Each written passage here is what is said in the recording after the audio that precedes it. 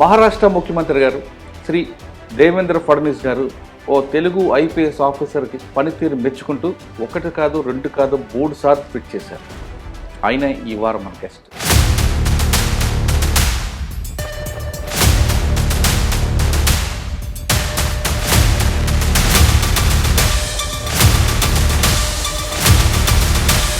First పోస్ట్లో మీకు వచ్చిన ఛాలెంజ్. 4 పిల్లలు దేవర్ కిల్డ్ ఒక అరటి తోటలో 8 days తర్వాత డిటెక్షన్ అయింది. ఏమొచ్చింది క్లూ? మీకు చాలా ప్రెజర్ కూడా ఉంటుంది. చాలా ప్రెజర్ ఉండే. పబ్లిక్ డైలీ రోజు ఒక 100 మంది. తర్వాత అడిషనల్ స్పీకర్ నేను గడిచిరోలికి వెళ్ళి అక్కడే ఉందండి. మీకు మా వయసులో భయానికి చాలా మంది బయటికి రావట్లేదు. అక్కడున్న విలేజ్ పీపుల్కి మనం ఏం చేసాము సార్, ఈ క్రమంలో వాళ్ళకి మీకు ఎక్కడైనా ఘర్షణ జరిగాయా? 2-3 ఎక్స్చేంజ్ ఆఫ్ ఫైరింగ్స్లో నేను ఉండేను. మేమైతే బ్రిడ్జ్ కటువైపు ఉన్నాము, ఇటువైపు రావాలి. బ్రిడ్జ్ మీదనే వాళ్ళు. ముఖ్యమంత్రి గారు మిమ్మల్ని ఎందుకు వరుసగా ట్వీట్ చేస్తున్నారు? గేమ్స్ కండక్ట్ చేసాము. నేను అంటే ఒక పాజిటివ్ ఎనర్జీ రావడం వల్ల దాన్ని సీఎం గారు చాలా ఒప్పుకున్నారు. ఎందుకంటే దీన్ని మీరు స్కూల్ లెవెల్కి తీసుకెళ్ళని మాకు మంత్రి గారే ఒకరు సలహా ఇచ్చారు. ఇచ్చిన తర్వాత మేమేం చేసాం, జూన్లో స్కూల్ స్టార్ట్ అయిన వెంటనే యావత్మాల్ అనగానే నక్సల్ సభ్యులు మీరు చార్జ్ తీసుకునేసరికి మీకు వచ్చిన ఛాలెంజ్ ఏంటి? పోలీస్ అంటే ఒక నెగిటివ్ వాతావరణం ఉంది. రెండోది మీ గోల్ ఏంటి? పోలీస్ అంటే భయం కాదు, లా అంటే భయపడాలి. ఎప్పుడైతే లాకు భయపడతారో ప్రజలు.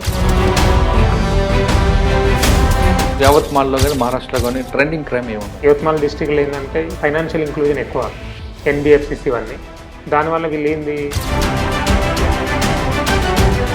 సార్, వెబ్సైట్ గురించి చెప్పండి. యావత్మాల్ వెబ్సైట్. ఇప్పుడు మీ సైబర్ క్రైమ్ జరిగింది, ఆ గోల్డెన్ అవర్లో కనుక మీరు దాన్ని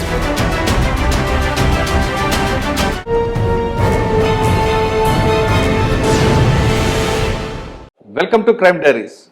మహారాష్ట్ర ముఖ్యమంత్రి గారు శ్రీ దేవేంద్ర ఫడ్నవీస్ గారు ఓ తెలుగు ఐపీఎస్ ఆఫీసర్కి పనితీరు మెచ్చుకుంటూ ఒకటి కాదు రెండు కాదు 3 సార్లు ట్వీట్ చేశారు. ఆయన ఈ వారం మన గెస్ట్. పేరు కుమార్ చింతా, సూపరింటెండెంట్ ఆఫ్ పోలీస్ యావత్మాల్. ఒకప్పుడు కంబైన్డ్ ఏపీ, ప్రస్తుతం తెలంగాణలో కరీంనగర్ జిల్లాకు చెందిన కుమార్ చింతా గారు ప్రస్తుతం యావత్మాల్లో పనిచేస్తున్నారు. ఆయన ఇక్కడ రాకముందు జాల్నాలతో పాటు గడ్చిరోలి చాలా ప్రాంతాల్లో పనిచేసి present superintendent of police Yavatmal. ఇక్కడికి వచ్చిన తర్వాత మహారాష్ట్రలోకి ఎంటర్ అయిన తర్వాత ఆయన ఒక ప్రధాన సమస్య ఉన్న నక్సల్ ప్రభావిత ప్రాంతాల్లో ఆపరేషన్ ప్రస్తావన కార్యక్రమం పెట్టడం, ప్రజలకి పోలీసుల మధ్యన గ్యాప్ లేకుండా చేయడం, ప్రజలు పోలీసు దగ్గరికి వెళ్ళడం, అప్పటికి ఎవరైతే ప్రజలు బాధితులు ఉన్నారో వాళ్ళందరూ పోలీసుల పట్ల రావడం, వాళ్ళు ఖాళీగా ఉన్న వాళ్ళకి ఉద్యోగాలు ఇప్పించడం, రకరకాల కార్యక్రమాలు చేపట్టడమే కాకుండా రూట్స్కి వెళ్ళారు. అంటే సమస్య ఏంటి, కేవలం లా అండ్ ఆర్డర్ సమస్యనా లేదు సామాజిక కోణంలో చూసి లా అండ్ ఆర్డర్ సమస్యగా చూడకుండా దాన్ని సామాజిక కోణంలో చూసి ఆ సమస్య పరిష్కారం చేయడం. అక్కడి నుంచి ఆయన ప్రస్తుతం యావత్మాల్లో కూడా అదే ట్రెండ్ని కొనసాగించడంతో ముఖ్యమంత్రి గారు ఆయన పనితీరుని బాగా మెచ్చుకొని ఒకటి కాదు రెండు కాదు 3 సార్లు ట్వీట్ చేసి ఇటువంటి ఆఫీసర్ గుడ్ ఆఫీసర్ అంటూ ఆయన ట్వీట్ చేశారు. అలాంటి ఆఫీసర్ మీకు పరిచయం చేస్తున్నా ముందు మన తెలంగాణ తెలుగువాడిగా ఉన్న గర్విస్తున్నాను. ఆయన పనితీరుని ఏంటో, ఆయనకున్న లక్ష్యం ఏంటో, అదే ముఖ్యంగా ఇప్పుడు చివరిగా సైబర్ క్రైమ్ ఎక్కువగా ఉంది కాబట్టి సైబర్ క్రైమ్ పట్ల ప్రజలు ఎలాంటి జాగ్రత్త తీసుకోవాలో సార్ నేను తెలుసుకున్నాను. సార్ నమస్తే. నమస్కారం. ముందుగా మీకు ఒక తెలుగువాడిగా మీరు పనిచేయడం, మహారాష్ట్ర మరాఠీ వాళ్ళ మనసును దోచుకోవడం మాకందరికి సంతోషంగా ఉంది. Thank you. సాధారణంగా ప్రతి ముఖ్యమంత్రి కూడా ఒక ఆఫీసర్లకు పనితీరు మెచ్చుకుంటారు, ఏ స్టేట్లో అయినా సరే. కానీ మీ ముఖ్యమంత్రి గారు మాత్రం ఒకటి కాదు రెండు కాదు 3 సార్లు మెచ్చుకుంటున్నారు. ఇకపై కూడా మెచ్చుకునే అవకాశాలు కనిపిస్తుంది. ఎందుకంటే మీ వర్క్ స్టైల్ అలా కనిపిస్తుంది. మీరు వచ్చేసరికి ఫస్ట్లో గడ్చిరోలిలో నక్సల్ ప్రభావిత ప్రాంతం ఎలా ఉంటుంది, మీరు ప్రజెంట్ పనిచేస్తున్న యావత్మాల్ ఒకప్పుడు నక్సల్ హబ్ ఇది. ఈ హబ్లో ఉన్న ఇష్యూస్ ఎలాగ ఉన్నాయి, ఎక్కువగా ప్రజలు ఏ టైపు కనిపిస్తుంటారు, క్రైమ్ నేచర్ ఎలాగ ఉంటుంది. ఇక్కడ పర్టికులర్గా యావత్మాల్ తీసుకుంటే ఎక్కువగా వరుస అంటే సంవత్సరాల్లో ఎక్కువ హత్యలు జరుగుతుంటాయి. అంటే దాని మోటివేట్ ఏంటి, పబ్లిక్ యొక్క యాటిట్యూడ్ ఎలాగ ఉంటుంది, ప్లస్ సైబర్ క్రైమ్ పట్ల ప్రజలు ఎలాంటి జాగ్రత్త తీసుకోవాలి, ఈ ప్రశ్నలు అన్నిటికీ సమాధానం చెప్పే ముందు కుమార్ చింతా గారి కరీంనగర్ టు మహారాష్ట్ర జర్నీ ఎలా కొనసాగింది? ఫస్ట్ పోస్ట్లో మీకు వచ్చిన ఛాలెంజ్ ఏంటి? మాది నేటివ్ ప్లేస్ హుజరాబాద్ మండల్, కరీంనగర్ డిస్టిక్లో. ఇంటర్మీడియట్ వరకు నాది అక్కడే ఎడ్యుకేషన్ అయిందండి. దాని తర్వాత హైదరాబాద్లో ఇంజనీరింగ్ కోసం శ్రీనిధి ఇంజనీరింగ్ కాలేజ్ గట్కేసర్లో చేశాను. దాని తర్వాత ప్రిపరేషన్లో ఉండేవాళ్ళం. తర్వాత వేరే జాబ్స్ చేస్తూ లాస్ట్ ఇక్కడే సెటిల్ అయ్యాను. ఐఆర్ఎస్ కూడా చేశారు కదా మధ్యలో మీరు? ఐఆర్ఎస్ కూడా చేశాను. ఐఆర్ఎస్ చేసి పోలీస్ కిందకి రావాలనుకున్నారు. అది చాలా బాగుంటుంది కదా సార్, టెన్షన్ లేకుండా ఉంటుంది. అంటే బేసికల్గా మనం సివిల్ మంచి సర్వీస్ ఎయిర్పోర్ట్లో సీపోర్ట్లో జాబ్ అది. కరెక్టే. అంటే బేసికల్గా నేను ఐఆర్ఎస్లో కూడా పోస్టెడ్ గుజరాత్లో అయింది, రాజ్కోట్లో. గుజరాత్లోనా? అంటే ఆ స్టేట్ కూడా చూసారు మీరు? గుజరాత్లో ఆల్మోస్ట్ నేను ఒక 8-9 months ఉన్నాను. ఓకే. కాకపోతే మనకు అంటే సివిల్ సర్వీస్ అంటేనే ఫస్ట్ ఆఫ్ ఆల్ మనం ఐఏఎస్ కానీ ఐపీఎస్ కానీ అని అనుకుంటాం కదా. అంటే మనం ప్రజలకు సేవ చేయాలనుకుంటే ఇవి ఐఆర్ఎస్ వాళ్ళ సేవ చేయడం వేరు, ఐఏఎస్ ఐపీఎస్ సేవ చేయడం వేరు. కంప్లీట్గా మనం పబ్లిక్కి ఎక్కువ సేవ చేయడానికి, ఒక కామన్ మ్యాన్కి మెయిన్గా చెప్పాలంటే సేవ చేయడానికి ఐపీఎస్లో చాలా ఛాన్స్ ఉంటుందని సెలెక్షన్ అయిన వెంటనే కళ్ళు మూసుకొని జాయిన్ అయిపోయాము. సెలక్షన్కి వెళ్ళక ముందు ట్రిప్స్ ఏం తీసుకున్నారండి? ఆప్షన్ ఏం తీసుకున్నారు? సివిల్స్ ఎన్ని టైంలో కొట్టారు? ఓకే, నాది సోషియాలజీ ఆప్షనల్ త్రూ చేశాను నేను. నా బ్యాక్గ్రౌండ్ యాక్చువల్లీ ఇంజనీరింగ్ బ్యాక్గ్రౌండే. కానీ అప్పుడు మేము ఢిల్లీకి వెళ్ళాము ఒక 4 మిత్రులం కలిసి. అక్కడ మేము డైరెక్ట్గా కలిసింది సోషియాలజీ ఫ్యాకల్టీని కలిసాము అనుకోకుండా. ఆయన అన్నట్టు సోషియాలజీ సబ్జెక్ట్ బాగుంటుంది, మీరు అందరూ ఆంధ్ర వాళ్ళు కాబట్టి ఈ అంటే సోషల్ స్టడీ అనేది బాగుంటుంది, సొసైటీ గురించి స్టడీ చేయడం మీకు అందరూ కూడా ఐడియా ఉంటుంది అన్నట్టు మేము అదే తీసుకున్నాము, దాంతోనే రాశాను. నేను 4th అటెంప్ట్లో నాకు ఐఆర్ఎస్ వచ్చేసింది, 5th అటెంప్ట్లో ఐపీఎస్ వచ్చేసింది. ఐపీఎస్ వచ్చింది. ఐపీఎస్ వచ్చిన తర్వాత national police academy, national cadre allotment Maharashtra. Yes, cadre allotment Maharashtra అయింది. అంటే పోలీస్ అనేది ఇప్పుడు నేను ముందు ఒక సర్వీస్లో ఉండి రెండో సర్వీస్లోకి వస్తున్నా కాబట్టి నాకు అన్నీ తెలుసు. అంటే ప్లస్లు మైనస్లు అన్నీ ఎస్టిమేషన్ చేసుకొని నేను వచ్చాను. అంటే వచ్చే ముందు పోవాలా వద్దనే చాలా ఆలోచించుకున్నాం కూడా. అంటే మనం ఎందుకు పోవాలి, పోతున్నప్పుడు కొంత త్యాగం చేయాల్సి ఉంటుంది పర్సనల్ లైఫ్, కానీ ఎట్ ద సేమ్ టైం మనం పబ్లిక్ లైఫ్లో కామన్ మ్యాన్కి ఎక్కువ సర్వ్ చేయడానికి స్కోప్ ఉంటుంది. సో ఇవన్నీ ఆలోచించుకొని ఖచ్చితంగా వెళ్ళాలని రావడం జరిగింది. సో దానివల్ల ఏ పని చేసినా కూడా పోలీస్లో ప్యాషన్తో చేస్తాను నేను. అంటే నాకు ఒక సీనియర్ ఆఫీసర్ ఏమన్నారంటే, నువ్వు చేసే పని ప్రపంచంలో నీ అంత గొప్పగా ఎవరు చేయరు అనుకున్నట్టు చేయాలి, అంటే అంత బెస్ట్గా చేయాలి, అది చేస్తే సరిపోతుంది. అంటే స్టార్టింగ్లో నేను పోలీస్ జాబ్లో జాయిన్ అంటే వచ్చామని చేసామని కాకుండా ఒక ఎక్స్క్లూజివ్గా యూనిక్ ఉండాలంటే యూనిక్ ఉండాలి. నువ్వు ఎనీథింగ్ ఇప్పుడు పోలీస్ జాబ్ని చూస్తే ఇట్ ఈస్ రొటీన్ జాబే, morning to evening crime, law and order, లేకపోతే నీ ఏపీ విజిట్ ఇదే ఉంటుంది. కానీ మనం చేస్తున్న దానిలో ఉత్తమ పనిగా చేస్తున్నామా లేదు, ఉత్తమంగా చేస్తున్నామా లేదు, అది చూసుకో అంతే. ద బెస్ట్ చేసేయాలి అది. అంటే మీరు అన్నట్టుగా అదే వస్తున్నామో పోతున్నామో కాకుండా ఉన్న పనినే ఎక్సలెంట్ ఎలా చేయగలం, తర్వాత అది కాకుండా మనం ఇన్నోవేటివ్ ఇంకేం చేయగలం, ఇది చేస్తే సరిపోతుంది. అంటే రొటీన్ జాబ్ని బెస్ట్ చేసి ఇన్నోవేటివ్గా కొన్ని ఇన్నోవేటివ్ ఇనిషియేషన్ తీసుకొని మనం వెళ్ళిపోవడం, దాంతో ఏమైపోతుందంటే మనకు హ్యాపీ ఉంటుంది, సెల్ఫ్ సాటిస్ఫాక్షన్ ఉంటుంది, ప్రజలకు కూడా మేలు జరుగుతుంది. ఈ 2 గోల్స్ మెయిన్గా. ఆ గోల్తో ఫస్ట్ పోస్ట్ అయితే ఇనీషియల్గా పోలీస్ నౌకరీలో అందరికీ ఒక 1 year ఒక రకమైన సంఘర్షణ ఉంటుంది. టు బి ఫ్రాంక్, నేను ఫస్ట్ పోస్టింగ్ నాది జల్గాంలో ఉండే ఏఎస్పీగా. అంటే మాది ఫస్ట్ డివైఎస్పీ ర్యాంక్ క్యాడర్లో అది ఏఎస్పీగా చేస్తాం. ఏఎస్పీ అంటే ఐపీఎస్. 2 years టెన్యూర్, 26 months చేశాను, మోర్ దెన్ 2 years. ఫస్ట్ ఒక 6 months నాకు సంఘర్షణలు అయ్యేది. అంటే మేము చదువుకున్నది కొంచెం డిఫరెంట్, ఫీల్డ్ కొంచెం డిఫరెంట్ ఉండేది. అంటే ఎన్పిఏ ట్రైనింగ్ కరెక్ట్ లేదంటే కనెక్ట్ అని కాదు, అంటే కొంత practical policing is different from NPA. కొంత ఐడియల్గా ఉంటుంది, కానీ సొసైటీ ఈజ్ నాట్ ఐడియల్ కదా ఇప్పుడు. సో ఆ గ్యాప్ ఉండేది. ఆ గ్యాప్ వల్ల ఇప్పుడు మనం కొంత సంఘర్షణ మనకు ఉంటుంది. మనం ఇట్లా చేయాలనుకుంటున్నాం కానీ 100% చేయలేకపోతున్నాం అన్న ఫీలింగ్ ఉండేది. తర్వాత నేను ఒక 2-3 సీనియర్ ఆఫీసర్తో మాట్లాడితే వాళ్ళదే అన్నారు, అంటే నువ్వు 100% బుక్లో ఉన్నది మనం ఇంప్లిమెంట్ చేస్తామా చేయమా అనేది కాదు, నువ్వు చేసే పనిని నువ్వు ఎంత బెస్ట్ చేయగలుగుతున్నావు అది చూసుకో. అది చేసేసామంటే అయిపోయినట్టే మనం. సో అలా నేను ఫస్ట్ కొంత ఆ సంఘర్షణ తగ్గించుకొని అక్కడి నుంచి ఇక నేను యాక్చువల్లీ స్టార్ట్ అయ్యాను. అంటే ఇప్పుడు తనన్నది ఏంది, నువ్వు 100% బుక్ని ఇంప్లిమెంట్ చేయడం కదా, ప్రజలకు ఎంత మనం సహాయం చేయగలుగుతున్నాం, ప్రజల ప్రాబ్లమ్ మనం ఎంత సార్ట్అవుట్ చేయగలుగుతున్నాం, వాళ్ళ గ్రీవెన్సెస్ ఎంత మనం రిడ్రెసల్ చేయగలుగుతున్నాం. అంటే కలిగించే సంఘటన జరిగింది అక్కడ. అంటే ఒక సంఘటన నేను లేదు, నేను అదే అంటాను. ఇప్పుడు మాకు everything cannot be bookish. Book పరంగా వెళ్తే పనులు కావాలి యాక్చువల్గా. బుక్లో ఒక రకంగా ఉంటుంది, మనకు ప్రాక్టికల్ పోలీసింగ్ వేరే రకంగా ఉంటుంది. ఆబ్వియస్లీ పబ్లిక్ ఇప్పుడు ఐడియల్ సొసైటీలో ఏంది, పబ్లిక్ రూల్స్ ఉన్నాయి, యాక్ట్స్ ఉన్నాయి, కాన్స్టిట్యూషన్ ఉంది, రూల్స్ ఉన్నాయి. వాళ్ళ ఐడియల్గా దే షుడ్ ఫాలో కదా, పబ్లిక్ ఫాలో కారు. అందుకోసమే మనం పోలీస్ కానీ గవర్నమెంట్ మెషినరీ కానీ ఉంది, మనం చెప్పినా కూడా ఫాలో అవ్వరు. కొన్ని కొన్ని టైంలు ఇప్పుడు మన ఆఫీసర్లు కానిస్టేబుల్ కూడా మనం చెప్పినా కూడా 100% ఫాలో కారు, పబ్లిక్ కూడా ఫాలో కారు. అట్లాంటప్పుడు మనం ఎక్స్పెక్ట్ చేస్తాం ట్రైనింగ్ అకాడమీలో ఐడియల్గా ఉంటుందేమో అని ఎక్స్పెక్ట్ చేస్తాం, కానీ ఐడియల్గా ఉండకపోతే మనకు ఒక డిఫరెన్సెస్ ఉన్నప్పుడు అలా అనిపించేది. 22 నెలలు పనిచేస్తారు కదా, 26 నెలలు. 26 నెలలు అక్కడే బాగా గుర్తుండిపోయిన సంఘటన ఒకటి చెప్పండి. జల్గాంలో చాలా సంఘటనలు గుర్తున్నాయి. అక్కడ బేసికల్గా ఏంటంటే పబ్లిక్ చాలా యాక్టివ్, మన ఏమంటారు దాన్ని, socially very active, culturally vibrant society అక్కడ. ఒక క్రైమ్ అయితే నాకు చాలా గుర్తుండిపోయింది. నా డివిజన్లో కాదు, నా డివిజన్ నుండి ఆల్మోస్ట్ 100 కిలోమీటర్ దూరంలో వేరే డివిజన్లో ఒక 4 పిల్లల్ని చంపబడ్డారు. 2 అమ్మాయిలు 2 అబ్బాయిలు. వాళ్ళందరూ మ్యాక్సిమం ఏజ్ అంటే పెద్ద 4 పెద్ద ఏజ్ 13 years, మిగిలిన వాళ్ళు 11 years, 8 years, 6 years. ఇట్లా 4 పిల్లలు దేవర్ కిల్డ్ ఒక అరటి తోటలో చంపబడ్డారు. అది నాకు సంబంధం లేదు, ఎందుకంటే నా జ్యూరిడిక్షన్ కాదు. కానీ అరౌండ్ నేను జాయిన్ అయ్యి అప్పటికి ఒక 10-15 days అయి ఉంటుంది. మా ఎస్పీ గారు నాకు ఫోన్ చేశారు, కుమార్ ఎక్కడున్నాడు, వెంటనే సో ప్లేస్కి వచ్చేసాను అన్న. అక్కడ ఏఎస్పీ ఉన్నారు ఆల్రెడీ, అక్కడ ఎస్డిపి ఉన్నాడు, వాళ్ళ డివైఎస్పీ ఉన్నాడు. కానీ నాకు ఫోన్ చేసి నన్ను రమ్మన్నారు. నాకు ఎందుకు రమ్మన్నారు కూడా నాకు కూడా అర్థం కాలేదు, కానీ నేను వెళ్ళాను. అప్పుడు చెప్పారు, you're going to be the I of this case, నీకు కేసు ఇచ్చేస్తాను. డీజీ గారు నుండి ఫోన్ వచ్చింది, అక్కడ ఉన్న కుమార్కి ఇచ్చేసి ఐపీఎస్కి ఇవ్వండి అని చెప్పారు. సెన్సిటివ్ కేసు అయింది. ఆ 4 కూడా ట్రైబల్ పిల్లలు 4. ఆ కేసు మాకు డిటెక్ట్ చేయడానికి చాలా టఫ్ ఉండే. It took us 8 days to detect. 8 days తర్వాత డిటెక్షన్ అయింది. ఏమొచ్చింది క్లూ అంటే మేము ఏం చేసామంటే అసలు అది కంప్లీట్గా, అది కూడా ట్రైబల్ ఏరియానే, ఒక అరటి తోటలో పనిచేసే ఫ్యామిలీ. వాళ్ళ అమ్మ నాన్న వాళ్ళు వేరే దగ్గరికి వెళ్ళారు, వాళ్ళ అన్న కూడా వెళ్ళారు. వాళ్ళ 5 పిల్లలు అయితే వాళ్ళ అన్న అమ్మ నాన్న వేరే ఊరికి వెళ్ళారు, 4 పిల్లలు వాళ్ళ ఇంట్లో ఉన్నారు చిన్న షెడ్లు. మేము అంటే సీసీటీవీ ఫుటేజ్, ఈ పిల్లలు ఎవరితో మాట్లాడారు, వాళ్ళ అన్న ఎవరితో మాట్లాడారు, వీళ్ళు ఎవరికి చెప్పారు, అదంతా బ్యాక్గ్రౌండ్ తీసి డిటెక్ట్ చేసాం. ఒక మనిషి 4 చంపాడు, వాళ్ళ రిలేటివే. ఎందుకు? సమ్ సెక్షువల్ ప్రెజర్ కోసం. ఒక అమ్మాయి ఉంది 13 years, అమ్మాయిని కోసం చేయడం కోసం. తర్వాత ఆ అమ్మాయి ఒప్పుకోకపోతే ఆ అమ్మాయిని చంపేసి, వాడు psycho, is a psycho basically. తర్వాత మిగిలిన పిల్లలు కూడా ఎక్కడైతే ఎవిడెన్స్ ఇస్తారో అని చెప్పేసి వాళ్ళని కూడా చంపేశాం. అయ్యో.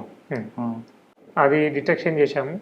దానికి యాక్చువల్గా ఆ కేసుకి మాకు స్టేట్ హోమ్ మినిస్టర్ నుండి కూడా అప్పుడు సర్టిఫికేట్ దొరికింది. దాని తర్వాత ఆ కేసులోకి ఉజ్వల్ నికమ్ గారు, అడ్వకేట్ ఉజ్వల్ నికమ్, అంటే మీరు 26/11 కేసులో కానీ, 93 బ్లాస్ట్ కేసులో కానీ స్పెషల్ పబ్లిక్ ప్రాసిక్యూటర్ ఉంటారు ఉజ్వల్ నికమ్, ఫేమస్. ఆయనను స్పెషల్ ప్రాసిక్యూటర్గా పెట్టుండే. యాక్చువల్లీ ఆ కేసు ఆల్మోస్ట్ 100% కన్విక్షన్ అయిపోతుంది. ఐ వాజ్ ద కంప్లీట్ కాలేదు, లాస్ట్ స్టేజ్లో ఉన్నది. ఓకే, అది మీకు అంటే కంప్లీట్ గా ఎవిడెన్స్ సర్వీస్ లో ఫస్ట్ కేసు అంటే అది చాలా ఫస్ట్ కేసు. నేను జాయిన్ అయిన వితిన్ 10 days లోనే అయింది. ఆ కేసు వల్ల చాలా నేర్చుకున్నాను అనమాట. అంటే మీరు నేర్చుకున్నారు కరెంట్, కానీ మీకు చాలా ప్రెజర్ కూడా ఉంటుంది. చాలా ప్రెజర్ ఉండే. పబ్లిక్ డైలీ రోజు ఒక 100 మంది పోలీస్ స్టేషన్ బయటకు వచ్చి నిల్చోవడం, అంటే ఏమైందని. అంటే ఇప్పుడు ఎట్లా అంటే మనం ప్రెజర్ లేకుండా ఉంటేనే ఇట్లాంటి పని చేయడం ఈజీ, కానీ అండర్ ద ప్రెజర్ కూడా మేము పనిచేసేది కేసు డిటెక్షన్ చేసాం. ఓకే, తర్వాత అడిషనల్ ఎస్పీ ఉంటారు. తర్వాత అడిషనల్ ఎస్పీగా నేను గడ్చిరోలికి వెళ్ళాను. గడ్చిరోలి అక్కడే ఉందండి మీకు అసలు నక్సల్స్ ఎఫెక్టెడ్ ఏరియా. పక్కన మీకు ఆ బార్డర్ ఉంటుంది, మాడ్ బార్డర్. ఆ 2 గ్రామాల విలేజ్లు కూడా బాగానే ఎఫెక్ట్ ఉంటాయి. ఏం ఛాలెంజ్ వచ్చిందండి? అదే కాకుండా గడ్చిరోలి ఈజ్ కంప్లీట్లీ డిఫరెంట్ అన్నట్టు. మహారాష్ట్ర మొత్తంలో Gadchiroli is the only district now Naxal effect district. అంటే మీరు ఒకసారి ఆలోచిస్తే, ఒకవైపు ముంబై, పూణే కంప్లీట్లీ క్యాపిటలిస్టిక్ వాళ్ళు, ఇంకోవైపు గడ్చిరోలి కంప్లీట్లీ కమ్యూనిస్ట్ ఐడియాలజీ కావాలని పోరాడే నక్సల్స్. అంటే అంత వ్యత్యాసం ఉంది మహారాష్ట్రలో. అక్కడ గడ్చిరోలి ఎలా అంటే, నాకు మనది కరీంనగర్ బ్యాక్గ్రౌండ్ అవడం వల్ల మనకు నక్సలిజం, మావోయిజం, మన తెలంగాణ బ్యాక్గ్రౌండ్, సివిల్ సర్వీస్లో కూడా మేము బాగా ప్రిపరేషన్ చేసాము. నాకు ఒక బేసిక్ ఐడియా ఉంది. సో యాక్చువల్గా మనం ప్యాషన్తోనే అక్కడికి వెళ్ళాం. నేను వాలంటరీగా వెళ్ళాను. నేను గడ్చిరోలి ఇంట్లో ఎవరు అబ్జెక్షన్ చేయలేదా? ఎందుకు ఆ పోస్ట్ మనకి కరీంనగర్ చూసారు కదా, చాలా మంది ఎఫెక్ట్ అయ్యారు. అంటే ఇప్పుడు మా ఫ్యామిలీ ఎలా అంటే, నేను ఒక డిసిషన్ తీసుకుంటా అంటే వాడు అన్ని ఆలోచించుకొని తీసుకుంటారని నమ్మకం వాళ్ళకు ఉండి ఉంటుంది. అది అన్ని చెప్పారు కదా మీ అమ్మగారు నాన్నగారు? మా అమ్మగారు నాన్నగారు మా విలేజ్ లోనే ఉంటారు. అక్కడే అగ్రికల్చర్ చేస్తారు. అమ్మ కూడా అంతే. అంటే వాళ్ళకి తెలుసు గడ్చిరోలి వచ్చినప్పుడు చెప్పారా జాగ్రత్త అని చెప్పారా? కనీసం వాళ్ళకు చెప్పలేదు, మా వైఫ్ కి తెలుసు. వాళ్ళకి అప్పటికే పెళ్లి అయిపోయిందా? నేను ఐఆర్ఎస్ లో ఉన్న కన్నా సర్వీస్ లో కన్నా ముందే మ్యారేజ్ అయింది. ఏం చేస్తారు ఆవిడ? తను సాఫ్ట్వేర్ ఇంజనీర్.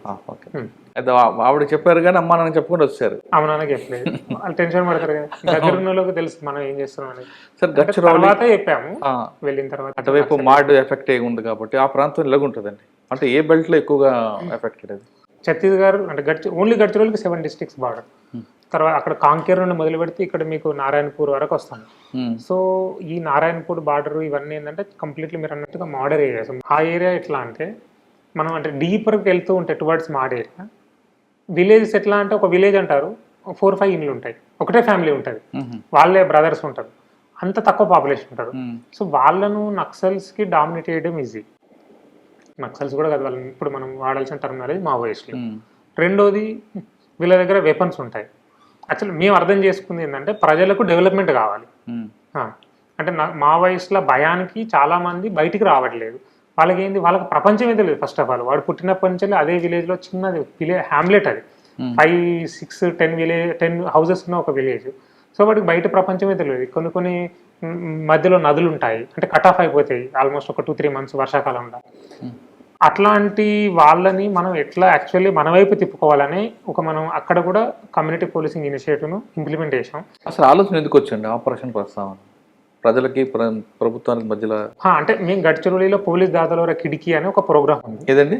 పోలీస్ దాదాలోరా కిటికీ. అంటే దాదా అంటే మహారాష్ట్రలో అన్న అని. బేసికలీ పోలీస్ అనేవాడు మీకు ఒక అన్ననే అనే ఉద్దేశంతో ఒక స్కీమ్ అక్కడ తయారు. అంటే మనం జస్ట్ తెలుగులో పోలీస్ అన్న అంటాం. అక్కడ పోలీస్ దాదాలోరా కిటికీ అంటే విండో. గ్రామ రక్షక దళం కూడా పెట్టినట్లున్నారు కదా అక్కడేనా? అది ఇక్కడ పెట్టారు. అక్కడ ఏం చేశామంటే అంటే ముందు ఆల్రెడీ సెటప్ ఉండే దాన్ని. అక్కడ ఏంటంటే ఇప్పుడు డీప్ ఇంటీరియర్ ప్లేసెస్లో వేరే డిపార్ట్మెంట్సే ఉండవు. అంటే రెవెన్యూ డిపార్ట్మెంట్ కానీ బీడీఓ డిపార్ట్మెంట్ కానీ వీళ్ళు ఉండరు. కానీ పోలీస్ అవుట్ పోస్ట్ ఉంటుంది మన సెక్యూరిటీ పర్పస్ కోసం. అక్కడున్న విలేజ్ పీపుల్కి మనం ఏం చేశాము, పోలీస్ అవుట్ పోస్ట్లోనే సింగిల్ విండో మెకానిజం పెట్టి మీకు ఏ ఇబ్బంది ఉన్నా, మీకు క్యాస్ట్ సర్టిఫికేట్ కావాలి, మనకు పిహెచ్ సర్టిఫికేట్ కావాలి, ఇన్కమ్ ఏ సర్టిఫికేట్ కావాలన్నా, అంటే అది కాకుండా గవర్నమెంట్ ఏమైనా యోజనాస్ ఉంటాయి కదా, స్కీమ్స్ ఉంటాయి కదా, అవి ఇంప్లిమెంటేషన్ కావాలన్నా కూడా మీరు పోలీస్ స్టేషన్కి వచ్చి మీ అప్లికేషన్ ఇస్తారు, మొత్తం మేమే ప్రాసెస్ చేస్తాం. అట్లా చేశామన్నట్టు. అంటే వాళ్ళ హెడ్ క్వార్టర్ రావాల్సిన వాళ్ళు అసలు ఎక్కడికి రావాల్సిన అవసరం లేదు. తర్వాత అందులో కూడా కొన్ని ప్రాబ్లమ్స్ ఫేస్ చేశాము. దాని తర్వాత ఏం ఏమైంది, వీళ్ళకి తెలియదు గవర్నమెంట్ స్కీమ్స్ ఏమున్నాయో కూడా. అప్పుడు విఎల్ఈ అని ఒక కాన్సెప్ట్ ఉంటుంది, విలేజ్ లెవెల్ ఎంటర్ప్రెన్యూర్ అని. అంటే వీళ్ళు గవర్నమెంట్ స్కీమ్స్ని ఇప్పుడు జస్ట్ లైక్ మనకు మీ సేవా కేంద్రాలు ఉన్నట్టు వీళ్ళకు గవర్నమెంట్ పర్మిషన్ ఇస్తుంది. అట్లాంటి వాళ్ళని మేమే రిక్రూట్మెంట్ చేసేసి వాళ్ళని విలేజ్లకు పంపించేసాము. ఫస్ట్ మీరు స్కీమ్స్ ఏమున్నాయో ప్రజలకు చెప్పండి. ఇప్పుడు ప్రజలు ఆబ్వియస్లీ 200 కిలోమీటర్స్ 300 కిలోమీటర్స్ స్టార్ట్ చేసి వాడు డిస్ట్రిక్ట్ హెడ్ క్వార్టర్స్ రాలేడు, 100 కిలోమీటర్స్ స్టార్ట్ చేసి తాలూకా హెడ్ క్వార్టర్స్ కూడా రాలేడు. ఎందుకంటే వాళ్ళంతా నక్సల్ ఎఫెక్టెడ్ పీపుల్ కదా. సో వాళ్ళకి ఫస్ట్ స్కీమ్స్ ఏమైనా చెప్పించి, మేము కూడా గ్రామ్ విజిట్ చేసినప్పుడు కూడా చెప్పించి వాళ్ళని డైరెక్ట్గా అవుట్ పోస్ట్లకు పోలీస్ హౌస్పిటల్కి తీసుకురావడము. ఈ స్కీమ్స్లో మీరు ఎలిజిబుల్. ఇప్పుడు చాలామంది ఎట్లా అంటే ట్రైబల్స్లో దే ఆర్ ట్రైబల్స్ కానీ వాళ్ళకి ట్రైబల్ ఎస్టీ సర్టిఫికేట్ ఉండదు. వాళ్ళకు ఓల్డ్ ఏజ్ పెన్షన్ స్కీమ్ ఉంది కానీ వాళ్ళకి రాదు, వాళ్ళకి తెలియదు. ఎందుకంటే వాళ్ళకి ఏం సర్టిఫికేట్స్ తెలియవు కదా. ఇప్పుడు మనం బేసిక్ చాలా మందికి ఆధార్ లేదు. మేము ఫస్ట్ ఏం చేసాం, ఫస్ట్ మీకు అందరికి ఆధార్ కావాలి, క్యాస్ట్ సర్టిఫికేట్ కావాలి. ఈ రెండింటిని ఇప్పించి దాని తర్వాత మిగిలిన స్కీమ్స్ అన్ని ఇంప్లిమెంట్ చేసాం. కానీ ఆధార్ కార్డు వద్దని అక్కడ పార్టీ వ్యతిరేకించాను కదా. అంటే ఇప్పుడు మేము అంటే వద్దని వాళ్ళు వ్యతిరేకించిన ప్రజలు మాత్రం వేరే రహస్యం కోసం తీసుకునేవారు. ఇప్పుడు ప్రజలకి బేసికల్గా ఏం కావాలి, గవర్నమెంట్ చేసే స్కీమ్స్ అయితే కావాలి కదా. ఇప్పుడు ఓల్డ్ ఏజ్ పెన్షన్ స్కీమ్ కింద మీకు మామూలు 2000 వస్తుంది అనుకోండి, తీసుకోరా వాళ్ళు ఖచ్చితంగా తీసుకుంటారు. వాళ్ళకు ఇప్పుడు మావోయిస్ట్ ఐడియాలజీ ఏంటిది, మీ గవర్నమెంట్ కోసం మీకోసం ఏం చేయట్లేదు, మిమ్మల్ని మోసం చేయడానికే గవర్నమెంట్ ఉంది. వీళ్ళు అదే నమ్ముతారు కదా, ఎందుకంటే వీళ్ళకి తెలియదు పాపం. అట్లాంటి ఏరియాలో కొన్నిసార్లు టీవీయే లేదు, వాళ్ళకి ఏం తెలియదు. అట్లాంటి అంత ఇన్నోసెంట్ పీపుల్ కూడా ఉంది. అట్లాంటి వాళ్ళని మనం ఫస్ట్ అంటే డీప్ ఇంటీరియర్ అని చెప్పేది, చాలా ఇంటీరియర్ పాకెట్స్లో, ఎంటైర్ గడ్చిరోలి ఇట్లా కాదు, ఒక 1/3 పీపుల్ ఇట్లనే ఉన్నారు. వాళ్ళని కంప్లీట్గా అంటే డీప్ పాకెట్స్లో కూడా మా వైపు టర్న్ చేసుకున్నాం. సార్ ఈ క్రమంలో వాళ్ళకి మీకు ఎక్కడైనా ఘర్షణ జరిగాయా పార్టీకి మీకు? ఈ బేసికల్గా మీరు ప్రజలకు బాగా దగ్గర అవుతున్నారు, అది వాళ్ళకి ఇష్టం ఉండదు. ఈ క్రమంలో మిమ్మల్ని ఆంబుష్ చేయడం, అటాకులు చేయడం, రకరకాల వార్నింగ్లు ఇవ్వడం జరుగుతుంటాయి. అటువంటి ఎదురుపడ్డాయి? అట్లాంటివి ఏం జరగలేదు. మేమే ఇంకా యాక్టివ్గా మేము ఆపరేషన్ చేసి చాలా వరకు యాంటీ మావోయిస్ట్ ఆపరేషన్ చాలా వరకు చేసాము, చాలా ఏరియాస్ని క్లియర్ చేసాము. సో దట్ ప్రజల మీద ప్రెషర్ రాకూడదు. ఇప్పుడు ప్రజలు అనే వాళ్ళకి మాకు గవర్నమెంట్ నుంచి సపోర్ట్ వస్తుంది, మేము తీసుకోవాలనుకుంటే వాళ్ళు ఒక ప్రెషర్లో తీసుకోకూడదు అన్న ఉద్దేశం రాకూడదని కంప్లీట్గా ఏరియాస్ అన్ని మేము క్లియర్ చేసుకుంటూ ముందుకు వెళ్ళిపోయాం టువర్డ్స్. మీరేమో సామాజిక కోణంలో చూసుకుంటూ ఆర్థికంగా వాళ్ళు డెవలప్ అవ్వాలనే ఉద్దేశం మీరు వెళ్తున్నారు.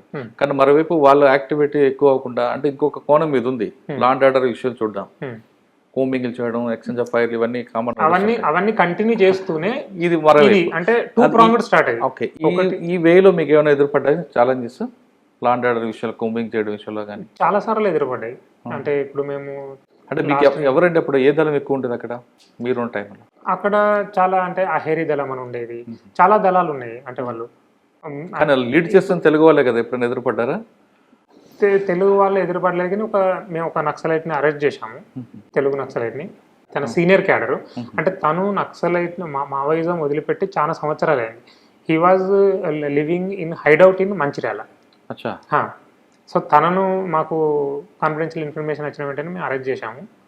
తను బేసికల్గా ఏంది అంటే వాళ్ళు ఎంత రాడికలైజ్డ్, ఎంత బ్రెయిన్ వాష్ అనేది తనతోని ఇంట్రాగేషన్ చేసినాక నాకు అర్థమైంది. అవునా? అంటే తను ఏమంటాడు, 30 నాది తెలంగాణ అని చెప్పారా మీరు? చెప్పాను, తెలుగులోనే నేను ఇంట్రాగేషన్ చేశాను. తను ఏమంటాడు, నా జీవితం 30 ఏళ్ళు నేను మావోయిస్టుల కోసం పనిచేశాను. ఈ రోజున ఇప్పుడు నేను ఒకటే అడిగాను తనని, మీకు 2 ఆప్షన్లు ఉన్నాయి. ఒకటి అరెస్ట్ కావచ్చు, రెండోది సరెండర్ కావచ్చు. సరెండర్ అయితే మీ పేరు మీద ఎంత అయితే రివార్డు ఉందో అదంతా మీకే వస్తుంది. అది కాకుండా మీకు మేము హెల్ప్ చేస్తాము, ఇల్లు కోసము, జాబ్ కోసం. ఇదంతా మన ఉంది కదా, సరెండర్ పాలసీ ఉంది మహారాష్ట్రలో కూడా. We have very good surrender. తను అడిగినప్పుడు నేను ఐ డోంట్ గెట్ సరెండర్, నన్ను అరెస్ట్ చేసేయండి అన్నాడు. అంటే నేను ఎందుకు ఇట్లా అని అడుగుతున్నా, సైకాలజీ కదా ఇది, సింపుల్. నేను 35 ఇయర్స్ ఒక ఐడియాలజీ కోసం పోరాడాను. ఇప్పుడు నేను సరెండర్ అయ్యానంటే నేను నా జీవితమే తప్పు అని నేనే ఒప్పుకున్నట్టు. సో నేను ఒప్పుకోను. నన్ను అరెస్ట్ చేసి మీరు ఎన్ని సంవత్సరాలు జైలులో నాకు కనపడలేదు. అంటే అంత హార్డ్ కోర్ బ్రెయిన్ వాష్ ఉంటారు వాళ్ళు. మరి మీరేం చేశారు? మనం ఏం చేస్తాం, అరెస్ట్ చేసాం. ఇప్పుడు తనని ఏం చేయలేము అంత. ఇప్పుడు హీ కంప్లీట్లీ బ్రెయిన్ వాష్డ్ కదా. స్టేట్మెంట్ ఒకవైపు ఛత్తీస్గఢ్లో వాళ్ళ అప్పర్ హ్యాండ్ కనిపిస్తుంటుంది, మీ వైపు రాకుండా మీరు మాత్రం ఆపరేషన్ చేస్తున్నారు, కంట్రోల్ చేసుకొస్తున్నారు. వాళ్ళు కానీ మీ వైపు కూడా రావాలి, మీ వైపు కూడా వాళ్ళ అప్పర్ హ్యాండ్ చేయాలని చాలా ప్రయత్నాలు చేశారు. ఇందులో భాగంగా మీకు ఎప్పుడైనా అటువంటి సంఘటన ఎదురైంది? మేము చాలా యాక్చువల్లీ ఎక్స్చేంజ్ ఆఫ్ ఫైర్ చాలా ప్లేసెస్లో అయినాయి. అంటే వాళ్ళు చాలా చోట్ల వచ్చి మా మీద అటాక్ చేయడానికి, మేము మీ డేరాల్లో కూర్చున్నప్పుడు, లేదంటే మేము వెళ్తున్నప్పుడు. ఎందుకు మీరు కూడా నేను అంటే 2-3 ఎక్స్చేంజ్ ఆఫ్ ఫైరింగ్స్లో నేను ఉండేను. వాళ్ళ కానిస్టేబుల్స్కి కొంచెంలో మిస్ అయ్యి బతికిన వాళ్ళు ఉన్నారు. ఒకసారి బ్రిడ్జ్ని, మేమైతే బ్రిడ్జ్కి అటువైపు ఉన్నాము, ఇటువైపు రావాలి, వాళ్ళకి తెలిసి మా ముందే లీక్ అయింది ఎలానో.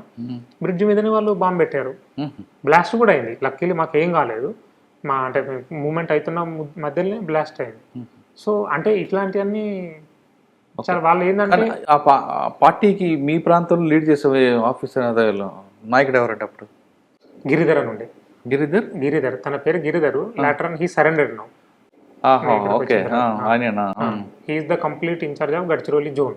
తెలుగు అంటే తను తెలుగు స్పీక్ చేస్తాడు, but he is native of Gadchiroli. Gadchiroli. ఆయన సరెండర్ అయిపోయారు. ఆయన సరెండర్ అయిన తర్వాత పార్టీకి ఎలాగుంది పరిస్థితి? దెబ్బకు పడిందా లేదా? ఇప్పుడు గడ్చిరోలిలో ఎట్లా అంటే 2 భాగాలుగా డివైడ్ చేస్తారు, north Gadchiroli, south Gadchiroli. North Gadchiroli కంప్లీట్గా క్లియర్ అవుట్ అయిపోయింది ఇప్పుడు. It is free from Naxalites. తర్వాత అంటే అక్కడ కంపెనీ నెంబర్ 4 అని ఉండేది, ఆ కంపెనీ నెంబర్ 4 కంప్లీట్గా ఎలిమినేట్ చేసాము. తర్వాత ఈ సౌత్ గడ్చిరోలిలో కంపెనీ నెంబర్ 10 అని ఉంటుంది. కంపెనీ నెంబర్ 10 యొక్క హెడ్ ఈయన గిరిధర్ ఉండే. కంప్లీట్గా అంటే కంపెనీ నెంబర్ 10 యొక్క హెడ్డే సరెండర్ అయిపోయారు. దానివల్ల వాళ్ళు డీలే పడిపోయారు. దాని తర్వాత చాలా వరకు మేము ఎక్స్చేంజ్ ఫైర్ చేసాం. వీళ్ళు ఏం చేస్తారంటే, మధ్యలో మనకు అక్కడ నది ఉంది, ప్రాణహిత నది. నదికి అటువైపు ఉంటారు, మధ్యలో వచ్చి ఇటు ఏమన్నా యాక్టివిటీ చేయడం, మళ్ళీ పోవడం, అక్కడ హైడ్ అవుట్ అలా చేస్తూ ఉంటారు. ఇటువైపు వచ్చినప్పుడు మన దగ్గరికి వస్తున్న మనకైనా ఇన్ఫర్మేషన్ వస్తే ఎక్స్చేంజ్ ఫైర్స్ అవుతుంటాయి. కానీ ప్రజల నుంచి ఎలాంటి సపోర్ట్ ఉందండి? వాళ్ళకుందా, మనకుందా? కంప్లీట్గా అయితే మనకే ఉంది. కంప్లీట్గా గవర్నమెంట్కి సపోర్ట్ ఉంది, ప్రజలకు తెలుసు. గవర్నమెంట్ ఇప్పుడు మేము అదే అంటున్నాం. మేము ఇంకా ఇది కాకుండా మేము ఎంత తీసుకెళ్ళామంటే, అక్కడ ఉన్న స్టూడెంట్స్ని తీసుకొని మనం బాంబేకి, పూణేకి, హైదరాబాద్కి పంపించేవాళ్ళం. మేము మహారాష్ట్ర టూర్ వేయించేవాళ్ళం. అప్పుడు మీరు చూసేది గడ్చిరోలి మహారాష్ట్ర కాదు. ఒకసారి మీరు బయటకు వచ్చి చూడండి, నాగ్పూర్ చూడండి, పూణే చూడండి, ముంబైకి తీసుకునే వాళ్ళం. వాళ్ళకు చూపించడం వల్ల అక్కడ పిల్లలకి ఏమైపోయిందంటే తెలియకుండానే ఒక అవేర్నెస్ వచ్చేసింది. ఎందుకంటే తల్లిదండ్రులకి ఏం తెలియదు. అట్లీస్ట్ కమింగ్ జనరేషన్ అన్న, అంటే ఇప్పుడున్న జనరేషన్ అన్న స్పాయిల్ కాకూడదని అట్లా మేము టూర్స్ వేయించి వాళ్ళలో అవేర్నెస్ కూడా తీసుకొచ్చాం. అది కాకుండా చాలా స్కిల్ డెవలప్మెంట్ ప్రోగ్రామ్స్ కూడా మేము కండక్ట్ చేసాం. అంటే నేను ఇప్పుడు గడ్చిరోలిలో ఉన్నప్పుడు పోలీస్ డిపార్ట్మెంట్కి స్కిల్ డెవలప్మెంట్ ఆర్గనైజేషన్ అని ఒక రికగ్నిషన్ తీసుకొచ్చి, అంటే ఒక ఏజెన్సీ సపరేట్గా విత్ ఇన్ పోలీస్ డిపార్ట్మెంట్లో ఒక ఏజెన్సీ క్రియేట్ చేసి, ఒక బ్రాంచ్ టైప్ చేసి 3 crore వర్క్ ఆర్డర్ మాకు గవర్నమెంట్ ఆఫ్ మహారాష్ట్ర ఇచ్చింది. మహారాష్ట్ర స్కిల్ డెవలప్మెంట్ కార్పొరేషన్ అని ఉంటుంది ఒకటి, MSDC. 3 crore work order police డిపార్ట్మెంట్కి ఇచ్చింది, you go and do the skilling అని. అందులో అంటే మేము డ్రైవర్ ట్రైనింగ్, కంప్యూటర్ ట్రైనింగ్, తర్వాత 2 వీలర్ 4 వీలర్ రిపేరింగ్, అట్లాంటివి వేరే వేరే ట్రైనింగ్స్ అన్ని మేము చాలా వరకు ఇప్పించాము. అంటే medium level training, skill development trainings organise చేశాం. దానివల్ల ఏమైపోయింది, ఎంప్లాయ్మెంట్ ప్రాబ్లమ్ అనేది సార్ట్ అవుట్ అయింది. వాళ్ళకి ట్రైనింగ్ ఇచ్చేటప్పుడు కూడా కావాల్సిన టూల్స్, ఎవరైనా సెల్ఫ్ ఎంప్లాయ్మెంట్ పెట్టుకున్నా కూడా వాళ్ళకి మళ్ళీ కొంత గవర్నమెంట్ నుండి ఏదైనా బ్యాంక్ త్రూ టైప్ వేయించి వాళ్ళకి ఫండింగ్ ఇప్పించడము, ఇట్లాంటివన్నీ ఒక సోషల్ పోలీసింగ్. అంటే ఇట్లా యాంటీ నక్సల్ ఫోర్స్ ఉంది, at the time social policing. మేము మీకోసం ఉన్నాం, మీరు మా వైపు వస్తే మేము మీకోసం ఉన్న ఒక భరోసా వాళ్ళకి ఇప్పించి అంటే ఒక పాత్ర 2 పాత్రలు నడిపించారు మీరు? 2 పాత్రలు నడిపించుకున్నాం. ఓకే, ఎంతకాలం పనిచేస్తారండి? అక్కడ 2 years నేను, అంటే 22 months ఉన్నాను. 22 months తర్వాత యవత్మాల్. ఇక్కడ రాగానే చాలా మంది ఆఫీసర్లు ఉంటారు, ముఖ్యమంత్రి గారు మిమ్మల్ని ఎందుకు వరుసగా ట్రిప్ చేస్తున్నారు? అది నాకు తెలియదు. ఓకే, ఎందుకంటే అంటే ఇక్కడ చాలా వరకు మంచి మంచి పనులు చేశాము, సార్ దృష్టికి వెళ్ళింది చేశాను. ఓకే సార్, ఇక్కడ యావత్మాల్ అనగానే గతంలో హబ్ ఇది, నక్సల్ సబ్. ఇప్పుడు ఈ ప్రస్తుత పరిస్థితులు ఎలా ఉన్నాయి? మీరు చార్జ్ తీసుకునేసరికి మీకు వచ్చిన ఛాలెంజ్ ఏంటి? ఇక్కడ మోడ్ ఆఫ్ ఆపరెంట్ ఎలా ఉంటుంది? ముఖ్యమంత్రి గారు మనసు గెలుచుకోవడానికి మీరు చేసిన కార్యక్రమాలు, అంటే ఆయనకు మనసు కోసం కదా మీరు చేయాలనుకున్నారు, అని నచ్చింది? అంటే ఇప్పుడు నేనేమంటా అంటే, నేను వచ్చే ముందు ఇక్కడ చాలా నెగిటివ్ వాతావరణం ఉంది. చాలా స్టడీ చేశాను నేను. యవత్మాల్ అంటే మనం ముందులను వెనకాలను బ్లేమ్ చేయాలని కాదు, కానీ ఒక నెగిటివ్ పోలీస్ అంటే ఒక నెగిటివ్ వాతావరణం ఉండే.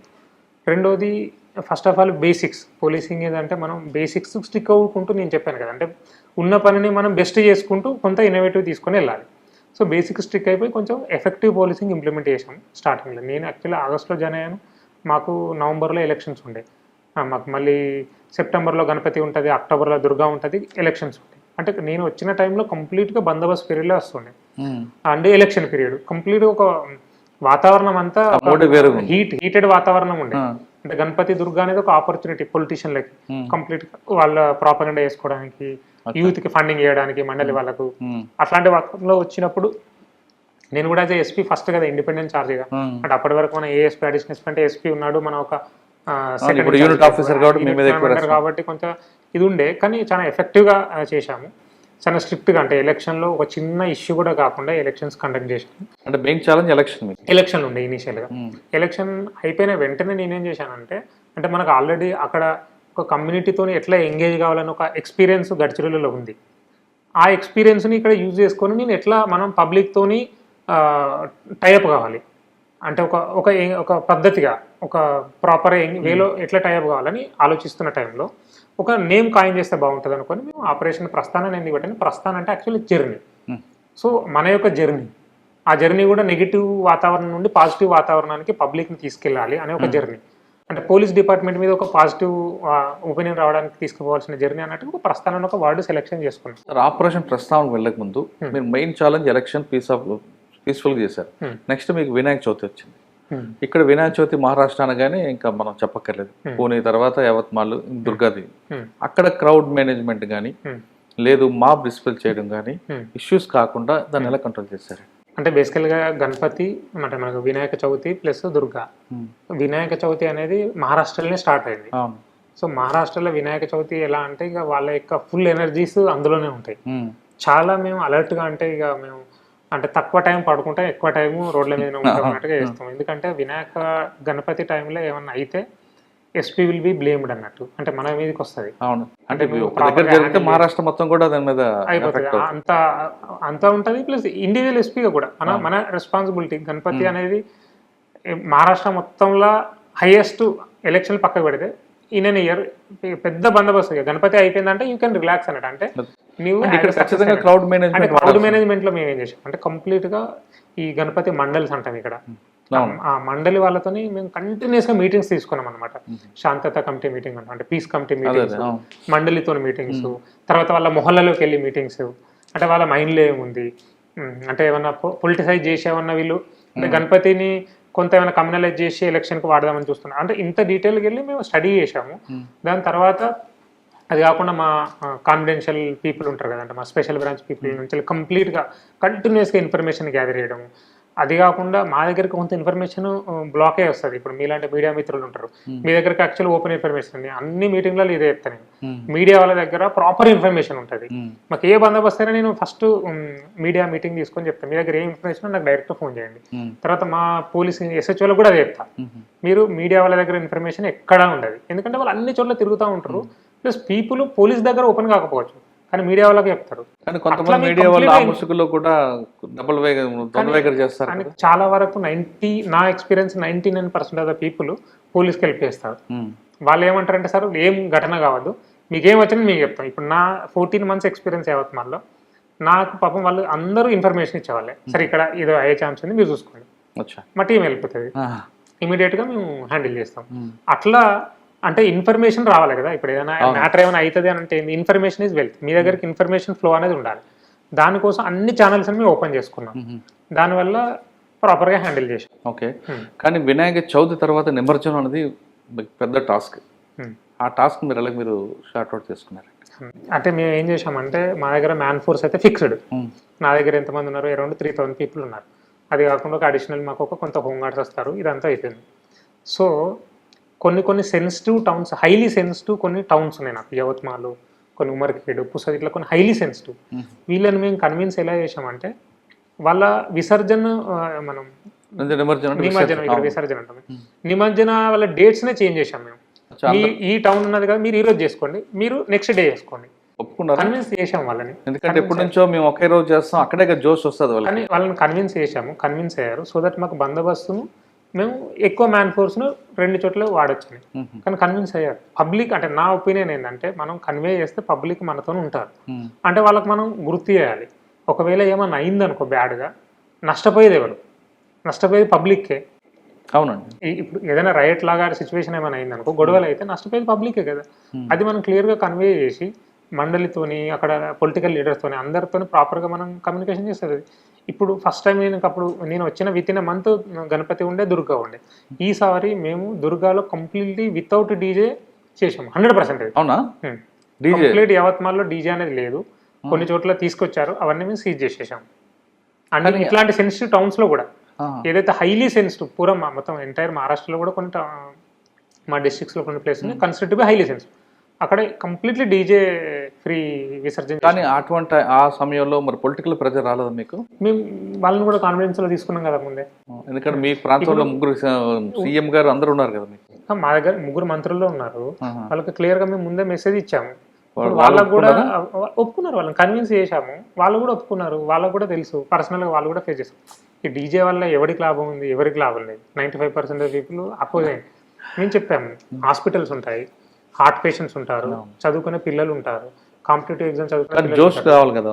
జోష్ అని ఇప్పుడు దీనివల్ల డీజే వల్ల ఎవరికి జోష్ వస్తుంది? ఒక 10 మంది మందు తాగొచ్చి డాన్స్ చేయడం. యాక్చువల్లీ భక్తితో ఉన్న వాళ్ళు, యాక్చువల్గా మహిళలు, పిల్లలు, వృద్ధులు వీళ్ళందరూ పార్టిసిపేట్ చేయట్లేదు. ఇది మనం కన్వే చేసాం. మీరు ఒకరిని ఖుషి చేయాలంటే ఎవరిని ఖుషి చేస్తారో ఆ 1% ఆఫ్ పీపుల్ ఎవడైతున్నాడో వాడు ఓటు కూడా వేయడు ఆ రోజు. అట్లాంటి వాళ్ళను ఖుషి చేయాలనుకున్నామా? లేకపోతే మనం 99% ఆఫ్ పీపుల్ని ఎవరైతే మనం చూడాలనుకుంటున్నారో వాళ్ళని చూడలేకపోతాం. సో అట్లా అందరు కన్విన్స్ అయ్యారు. 100% డీజే ఫ్రీ చేసినాం. ఓకే. ఇంకా నెక్స్ట్ ఆపరేషన్ ప్రస్తావన చెప్పండి. అందులో 3 విభాగాలుగా తీసుకొచ్చారు మీరు. అంటే ఫస్ట్ మేము ఇట్లా చేయాలని కూడా చేయలేదు. నేను ఫస్ట్ ఒక నేమ్ కాయిన్ చేసి ఎలా చేయాలనుకున్నప్పుడు గేమ్స్ కండక్ట్ చేశాము. నేను అంటే లాస్ట్ ఇయర్ డిసెంబర్లో ఏం చేశాము, క్రికెట్, కబడ్డీ అండ్ వాలీబాల్, ఈ 3 గేమ్స్ని పబ్లిక్లో ఫస్ట్ పోలీస్ స్టేషన్ లెవెల్లో వాళ్ళ దగ్గర ఎన్ని విలేజెస్ ఉంటాయో ఆల్రెడీ టీమ్స్ ఉంటాయి, వాళ్ళ గేమ్స్, తర్వాత డివిజన్ లెవెల్లో, తర్వాత డిస్ట్రిక్ట్ లెవెల్లో గేమ్స్ కండక్ట్ చేశాం. దానివల్ల పబ్లిక్లో అంటే మనకు ఒక తెలియని ఒక ఎనర్జీ, యూత్లో కూడా ఒక తెలియని కనెక్టివిటీ పోలీసుతో చాలా అయిపోయింది. ఇప్పుడు ఒక పోలీస్ స్టేషన్ ఎస్హెచ్ఓ తన కింద ఒక 60-70 విలేజ్లు ఉన్నాయనుకోండి, తను ఎప్పుడు 60-70 విలేజ్లు విజిట్ చేయకపోవచ్చు, కానీ దీనివల్ల విజిట్ చేయాల్సి వచ్చింది. అన్ని విలేజ్లోకి వెళ్ళాడు, తన కాంటాక్ట్ నెంబర్ ఇచ్చాడు, పబ్లిక్లో తెలియకుండా ఒక యూత్తో కనెక్ట్ ఏర్పడింది. మీకు చెప్తాను దీని ఉపయోగం ఎక్కడైందని. దీనివల్ల ఏమైపోయింది, ఆ గేమ్స్ ఒక పాజిటివ్ ఎనర్జీ రావడం వల్ల దాన్ని సీఎం గారు చాలా ఒప్పుకున్నారు. ఎందుకంటే ఇది మహారాష్ట్రలో ఎక్కడ జరగదు, గడ్చిరోలిలో చేసాం మేము, కానీ వేరే డిస్ట్రిక్ట్స్లో ఎక్కడ చేయలేదు. గేమ్స్ అంటే జనరల్గా పోలీస్ గేమ్స్ అంటే పోలీస్ టీమ్సే ఆడుకుంటాయి అన్నట్టుగా ఉంటుంది, కానీ పబ్లిక్తో గేమ్స్ ఆడిపోయడం ఫస్ట్ టైం. అది చాలా రివల్యూషనరీ అయింది. సీఎం గారికి నోటీస్లోకి అయింది. దాని తర్వాత ఏం చేశామంటే ఐ థింక్ ఫిబ్రవరిలో, అంటే ఇక్కడ మాకు యవత్మాల్ అంటే నేను డిస్ట్రిక్ట్ని స్టడీ చేస్తున్నప్పుడు యవత్మాల్ డిస్ట్రిక్ట్ అనేది మోరార్లెస్ ఇది అగ్రికల్చరల్ డిస్ట్రిక్ట్ అన్నట్టు. చాలా వరకు కాటన్ ఫార్మర్స్, మీరు ఎక్కడ చూస్తే కూడా కాటన్, సోయాబీన్ ఈ టైప్ ఆఫ్ ఫార్మర్సే ఎక్కువ. అంటే ఇక్కడ యూత్కి లోకల్ కంపెనీస్ ఏం లేవు చెప్పాలంటే. ఎంప్లాయ్మెంట్కి ఒక 2-3 పెద్ద కంపెనీ, ఒకటే కంపెనీ ఉంది పెద్దది, మిగిలిన చిన్న పెద్దవి ఉన్నాయి, కానీ అంత ఎంప్లాయ్మెంట్ అబ్జర్వ్ చేసేది లేవు. సో వీళ్ళకి మనం ఏదైనా ఎంప్లాయ్మెంట్ ప్రొవైడ్ చేయాలి అంటే యూత్ అనే వాళ్ళని క్రైమ్ నుండి ఇప్పుడు మామూలుగా మనం అబ్జర్వ్ చేస్తే చాలా వరకు జువినైల్స్ క్రిమినల్స్ ఎక్కువ అంటే 16 years 17 years 18 years నుండి 25 years మధ్యలో ఆ గ్రూప్ వాళ్ళు క్రిమినల్స్ క్రైమ్ వైపు డైవర్ట్ అయ్యే ఛాన్సే ఎక్కువ ఉంది. కొంత స్టడీ చేసాము అంటే వీళ్ళని ఎట్లా స్టాప్ చేయాలి మనం యంగ్ ఉన్నప్పుడు అనే ఉద్దేశంతో వీళ్ళని ఒక పనిలో పెట్టాలి మెయిన్గా. వాడు పనిలో ఉంటే వాడు బిజీగా ఉంటే వాడు ఆబ్వియస్లీ దీని వైపు రాడన్న ఉద్దేశంతో ఒక జాబ్ మేళ ఆర్గనైజ్ చేసాం. ఆల్మోస్ట్ 7,000 people పార్టిసిపేట్ చేశారు. కంపెనీస్ ఎక్కడి నుంచి వచ్చాయండి? చాలా వరకు హైదరాబాద్ నుండి తీసుకొచ్చాము, కొంత నాగ్పూర్ అని హైదరాబాద్ కొన్ని కన్సల్టెన్సీలు వాళ్ళని కనెక్ట్ చేసి వాళ్ళని తీసుకొచ్చి అందులో కొంత హెల్త్ డిపార్ట్మెంట్లో, కొంత ఎయిర్పోర్ట్లో, తర్వాత వీళ్ళు సెక్యూరిటీ గార్డ్స్గా అట్లా రకరకాలుగా కంపెనీస్ వచ్చాయి. వాళ్ళు రిక్రూట్ చేసుకొని వెళ్ళిపోయారు. దాని తర్వాత నేను ఇప్పుడు మొన్న ఎప్పుడైతే సమ్మర్ వచ్చిందో ఏప్రిల్లో అంటే మనకు ఒక ఐడియా ఏమొచ్చేసింది ఏదన్నా అంటే ఇప్పుడు మామూలుగా ఏంది ఏదైనా క్రైమ్ అయింది అనుకో, క్రైమ్ అగెన్స్ట్ ఉమెన్, మహిళల మీద అత్యాచారం అయింది, అన్యాయం ఇది అంటూ ఉంటాం. కానీ మనం ఏం చేస్తున్నాం యాక్చువల్గా అదర్ దెన్ ఇప్పుడు లా ఉంది. నేను అదే అంటే మీకు చెప్పినట్టు యాక్ట్ అనేది ఉంది, కానీ యాక్ట్కు భయపడి ఎవరు ఫాలో అవుతున్నారు అంటే ఇది పనిష్మెంట్ అవుతుంది ఇదని మనం అనుకుంటున్నాం. కానీ ప్రజల్లో ఆ రకంగా భయం ఉందా లేదా అనేది నెక్స్ట్ క్వశ్చన్. సో నేనేమనుకున్నా అంటే ఫస్ట్ గర్ల్స్లో అండ్ ఉమెన్లో ఒక కాన్ఫిడెన్స్ తీసుకురావాలి. అన్ని చోట్ల పోలీసు ఉండరు, అన్ని చోట్ల వాళ్ళ ఫ్యామిలీ ఉండరు. ఒక అమ్మాయి కానీ ఒక లేడీ కానీ తను ఒక చోటు నుండి ఇంకో చోటుకి వెళ్తున్నప్పుడు కానీ లేదా ఒక చోట ఉన్నప్పుడు కానీ ఎవరన్నా తన మీద ఏదన్నా అత్యాచారం చేయడానికి కానీ అఘాయిత్యం చేయడానికి వస్తే తనను తాను ప్రొటెక్షన్ చేసుకునేంత కెపాసిటీ ఉందన్న కాన్ఫిడెన్స్ తనకు ఉండాలి అని ఆ ఉద్దేశంతో ఏం చేశామంటే ఆపరేషన్ ప్రస్థానం కింద ఒక సెల్ఫ్ డిఫెన్స్ ప్రోగ్రామ్ అని డిజైన్ చేసి ఫస్ట్ ఒక బ్యాచ్ తయారు చేసి ఒక 250 గర్ల్స్ని సెలెక్షన్ చేసి ఇక్కడ మా పోలీస్ ముఖ్యాలయంలోనే హెడ్ క్వార్టర్స్లోనే పెట్టి వాళ్ళని 2 days కోర్సు డిజైన్ చేసాం. మార్నింగ్ ఈవినింగ్ ఒక మంచి ఒక కరాటే టీమ్ దొరికింది. వాళ్ళకి నేను చెప్పాను, బాబు మీరు ఏం చేయాలంటే ఒక అమ్మాయిని ఎవరైనా అటాక్ చేయడానికి వస్తే how to defend her self, defend చేసి తను పారిపోతుంది, అట్లాంటిది ఒక కోర్సు డిజైన్ చేయమని చెప్పాను. అంటే మాకు ఇవన్నీ మాకు ఎన్పిఏలో నేర్పిస్తారు, యాక్చువల్గా నేషనల్ పోలీస్ అకాడమీలో నేర్పిస్తారు మాకు. అదే కోర్సుని నేను పబ్లిక్ నేర్పించడానికి ప్రయత్నం చేస్తున్నాను. అంటే సింపుల్ చిన్న కోర్సు. సో వాళ్ళకి ఏం చెప్పాం, బేసిక్ పంచెస్, కిక్స్, తర్వాత ఎవరన్నా జుట్టు పట్టుకున్నారు, చేతి పట్టుకున్నారు, లేదంటే ఏదైనా పట్టుకుంటే కూడా ఎట్లా మీరు విత్డ్రా చేసుకోవచ్చు. ఎవరైనా చాకుతో వచ్చారు, ఎవరైనా వెపన్ గన్నుతో వచ్చారు, how to defend your self and save your self and then move away from that. అది మేము డైలీ 2 days కోర్సులో మార్నింగ్ 2 hours ఈవినింగ్ 2 hours అట్లా చేశాము. అది చాలా సక్సెస్ అయింది. అది కాకుండా డే టైంలో అన్ని మన police criminal laws, cyber laws, women related laws అంటే వాళ్ళ హక్కులు, అట్ ద సేమ్ టైం వాళ్ళ బాధ్యతలు కూడా నేర్పించాము. అంటే ఇప్పుడు మనకు కాన్స్టిట్యూషన్లో అందరూ కాన్స్టిట్యూషన్ ఇచ్చింది నాకు హక్కు అని అంటారు, కానీ కాన్స్టిట్యూషన్లో ఫండమెంటల్ డ్యూటీస్ కూడా ఇచ్చింది, అది ఎవరు మాట్లాడరు. సో ఫండమెంటల్ డ్యూటీస్ నేర్పించడం, యాజ్ ఎ సిటిజన్గా మీ బాధ్యతలు ఏంది, ట్రాఫిక్ డిసిప్లిన్, సివిక్ డిసిప్లిన్, ఇట్లాంటివన్నీ మేము 2 daysలో క్లాస్ రూమ్లో అంటే మార్నింగ్ ఈవినింగ్ సెల్ఫ్ డిఫెన్స్ అంటే కరాటే ట్రైనింగ్, మిగిలిన టైంలో క్లాస్ రూమ్ అట్లా ఇప్పించి చేశాము. అట్లా యాక్చువల్గా నేను ఏమనుకున్నాము, సమ్మర్ టైంలో ఒక 1000 peopleకి ట్రైనింగ్ ఇవ్వాలన్న ఒక గోల్తోనే మేము స్టార్ట్ చేశాం. కానీ అది కంప్లీట్గా పబ్లిక్ డ్రివెన్ స్కీమ్ అయిపోయింది. అంటే పబ్లిక్ నుండి ఎంత డిమాండ్ వచ్చిందంటే ఒక టౌన్లో మేము ఒక గ్రూప్ని తీసుకోలేము, అంటే బ్యాచ్ మాకు ఇక్కడ సరిపోతుంది, అకామిడేషన్ సరిపోతుంది అంటే they have return letter to me, అంటే మమ్మల్ని ఖచ్చితంగా తీసుకోవాలి సార్, మమ్మల్ని ఎందుకు ఎక్స్క్లూడ్ చేస్తున్నారని. తర్వాత ఆ బ్యాచెస్ని 5 batches అనుకుంటే 5 into 200 అనుకుంటే 1000 అనుకుంటే ఇప్పుడు వెంటిల్ 1800 దాకా లేదు చేయాల్సి వచ్చింది. తర్వాత ఇది చేసిన తర్వాత ఇక్కడ మంత్రులు వీళ్ళందరూ చూసి అంటే సీఎం గారు కూడా దాని గురించి అప్రిషియేట్ చేసి అందరు మేము గురించి చర్చిస్తే వాళ్ళు అన్నారు, సరే మీరు ఇక్కడ ఆపకండి, ఇది it is the most innovative programme in the entire country, దీన్ని మీరు స్కూల్ లెవెల్కి తీసుకెళ్ళండి మాకు మంత్రి గారే ఒకరు సలహా ఇచ్చారు. ఇచ్చిన తర్వాత మేమేం చేసాము, జూన్లో స్కూల్ స్టార్ట్ అయిన వెంటనే స్కూల్స్కు అప్రోచ్ అయ్యాము, స్కూల్ వాళ్ళు కూడా అప్రోచ్ అయ్యారు. అట్లా చేస్తూ యవత్మాల్ టౌన్లో ఉన్న ఆల్మోస్ట్ మేము అంటే మేజర్ స్కూల్స్లో 11 schools కవర్ చేశాము. అందులో ఇప్పుడు కొంతమంది బాయ్స్ను కూడా మేము ఇంక్లూడ్ చేస్తున్నాం. అంటే బాయ్స్కి కూడా నీ డ్యూటీ నీకు తెలియాలి, నేను గర్ల్ని వాళ్ళకు కాన్ఫిడెన్స్ ఇస్తున్నాం, వాళ్ళకు ట్రైనింగ్ ఇస్తున్నాం. At the same time class రూమ్లో బాయ్స్ని కూడా కూర్చునేబట్టి ఇప్పటి వరకు అట్లా ఆల్మోస్ట్ 6000 peopleకి ట్రైనింగ్ ఇచ్చాము. ఇప్పుడు మొన్న సీఎం గారు వచ్చినప్పుడు సీఎం గారి ముందు ఇది ఒక డెమో ఇప్పించాము. సార్ కూడా దాన్ని అంటే తన కళ్ళ ముందు చూసి కూడా అప్రిషియేట్ చేశారు. ఏమన్నారు, మూడోసారి రెండోసారి అంటే తను అప్రిషియేట్ చేశారు. తర్వాత నేషనల్ కమిషన్ ఫర్ ఉమెన్ అని ఉంటుంది కదా, state commission for women, national commission for women కూడా she has appreciated this as the most innovative programme in the entire country. తను ఏమందంటే ఈ స్కీమ్ని యాక్చువల్లీ మొత్తం దేశంలో అన్ని రాష్ట్రాల్లో కూడా ఇంప్లిమెంట్ చేయడానికి నేను అందరికీ చెప్తానని కూడా తను చెప్పింది ఒక వీసీలో మాకు. ఓకే డీజీవీసీలో. ఓకే సార్, మీరు సెల్ఫ్ డిఫెన్స్ నేర్పుతున్నారు అమ్మాయిలకి, అంటే ఎవరైనా అటాక్ చేస్తే మనం ఏం చేయాలని. కానీ దానికన్నా ముందు వాళ్ళలో ప్రజెన్స్ ఆఫ్ మైండ్, అంటే ఒక ఇష్యూ జరిగినప్పుడు మనం కాన్ఫిడెన్స్ తెచ్చుకుని ఎలా మనం ఎస్కేప్, హౌ టు ఎస్కేప్ అనేది కూడా నేర్పితే బాగుంటుంది కదా. ఖచ్చితంగా మీరు చెప్పింది కూడా మేము ఫాలో చేస్తాం. అంటే ఇందులో అట్లనే ఇదంతా ఒక కొట్టడం వరకే కాకుండా ఇంకా ఎక్కువ మంది ఉన్నారు అనుకోండి, ఆ అమ్మాయి అక్కడ నుంచి రెస్క్యూ చేసుకోవడం అనేది, అప్పుడు ప్రజెన్స్ ఆఫ్ మైండ్ పనిచేస్తుందంటే ఆ అమ్మాయిని ఎలాగో ఒక ట్రాక్ చేసి అక్కడ నుంచి బయటపడిపోవచ్చు కదా. కరెక్ట్, మీరు అన్నది మేము అది నెక్స్ట్ దానిలో ఇంక్లూడ్ చేసుకుంటాం. ఓకే, ఇది అంటే we targeted to train minimum 30,000 girls. 6,000 అయింది. మా మధ్యలో ఏమైంది, ఒక 2 months అంటే ఎక్సెసివ్ రెయిన్ఫాల్ ఉండే కదా, రెయిన్స్ వల్ల అది బ్రేక్ ఇచ్చాం. ఇప్పుడు స్టార్ట్ చేస్తాం. అందులో ఏర్పాటు చేస్తారు అది ప్రజెన్స్ ఆఫ్ మైండ్ ఉంది. ఇప్పుడు యాడ్ చేస్తాం. ఓకే సార్, వెబ్సైట్ గురించి చెప్పండి. యవత్మాల్ వెబ్సైట్ అంటే ఇప్పుడు బేసికల్గా ఏమవుతుండే అంటే, ముందు మాది ఒక ఓల్డ్ వెబ్సైట్ ఉండే, అది చూస్తే మాకేం అట్రాక్టివ్ అనిపించలేదు. అంటే మా సీఎం గారు ఏం చేశారంటే, ఇక్కడ తను ముఖ్యమంత్రిగా జాయిన్ అయిన వెంటనే 100 days ప్రోగ్రామ్ అని ఒక టాస్క్స్ ఇచ్చారు అన్ని డిపార్ట్మెంట్లకి. ఫస్ట్ రెవెన్యూ అండ్ పోలీస్ డిపార్ట్మెంట్లకి ఇచ్చారు. మీ పెండెన్సీ కానీ అన్ని టాస్క్స్ ఇచ్చారు. అది అయిపోయిన వెంటనే మళ్ళీ 150 days ప్రోగ్రామ్ పెట్టారు. అంటే తను ఎక్కడ రెస్ట్ ఇవ్వలేదు మాకు.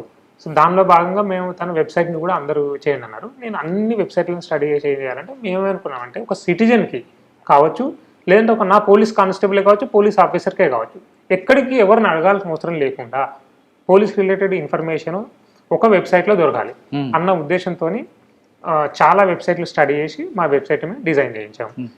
చూపించాలా మీకు? అంటే వెబ్సైట్ని డిజైన్ ఎట్లా చేయాలనుకున్నామంటే, ఒక కామన్ మ్యాన్కి మన పోలీస్ వెబ్సైట్ విజిట్ చేస్తే పోలీస్ రిలేటెడ్ డేటా, అంటే మా జిల్లా గురించి డేటా మొత్తం రావాలి, ఆఫీసర్ల ఫోన్ నెంబర్స్ కావచ్చు, మేము చేసే యాక్టివిటీస్ కావచ్చు, వాళ్ళకు ఎమర్జెన్సీ సిచ్యువేషన్ వచ్చినప్పుడు ఏం చేయాలనేది ఇవన్నీ ఇంక్లూడ్ చేసుకుంటూ చేస్తే, ఫస్ట్ ఆఫ్ ఆల్ అన్ని హెల్ప్ లైన్స్ ఇచ్చాము.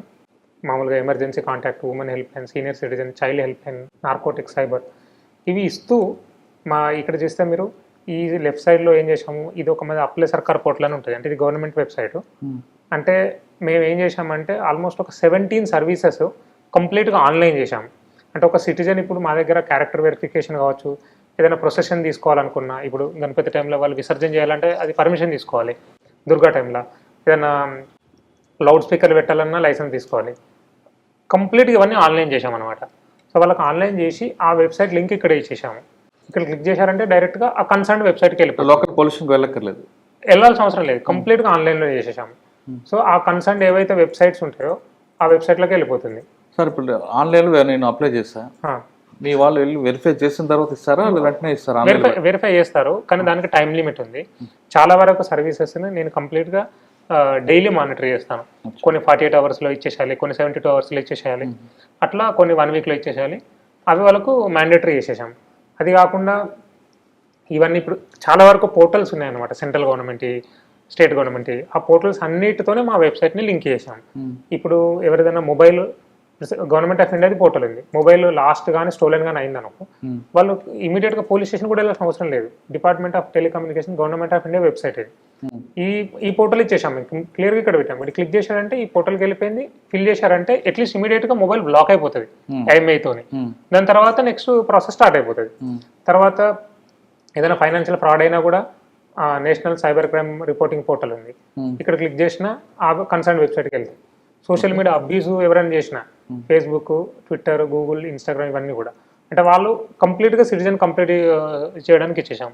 చేస్తే మనం పాస్పోర్ట్ది కూడా మేము వెబ్సైట్ ఇచ్చేసాం అనమాట ఇక్కడ.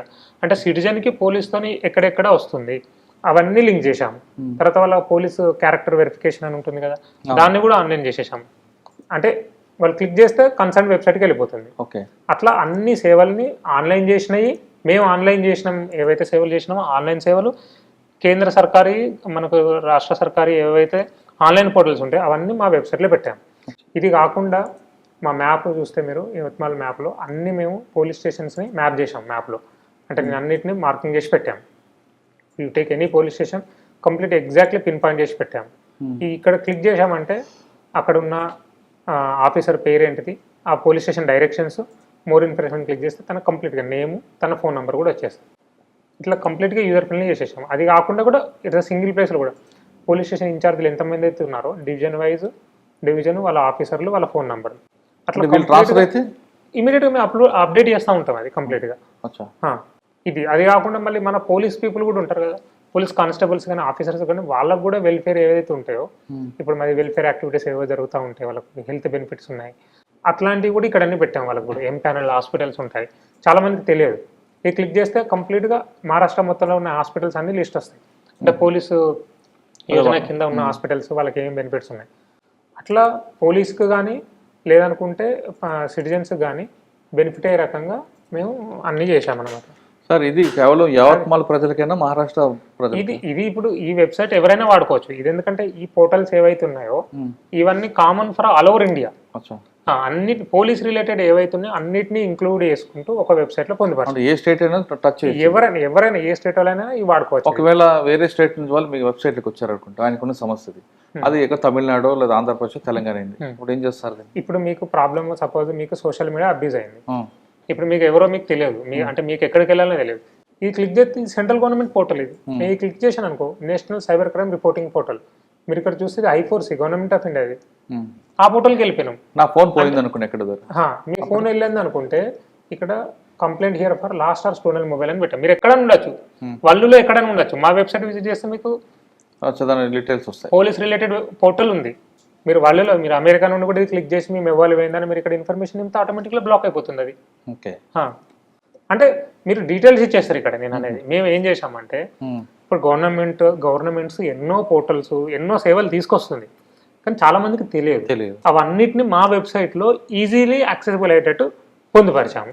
అది కాకుండా ఈ చాట్ బోర్డ్ కూడా ఇచ్చేసాము. యవత్మాల్ పోలీస్ చాట్ బోర్డ్ అనేది ఇక్కడ క్లిక్ చేస్తే ఆటోమేటికల్గా ఇప్పుడు ఎవరికన్నా నువ్వు మెసేజ్ చేస్తే ఆటోమేటిక్గా రిప్లై ఇచ్చేస్తూ ఉంటుంది. మీరు మీకేం కావాలో దానికి కూడా ఆన్సర్ వస్తుంది.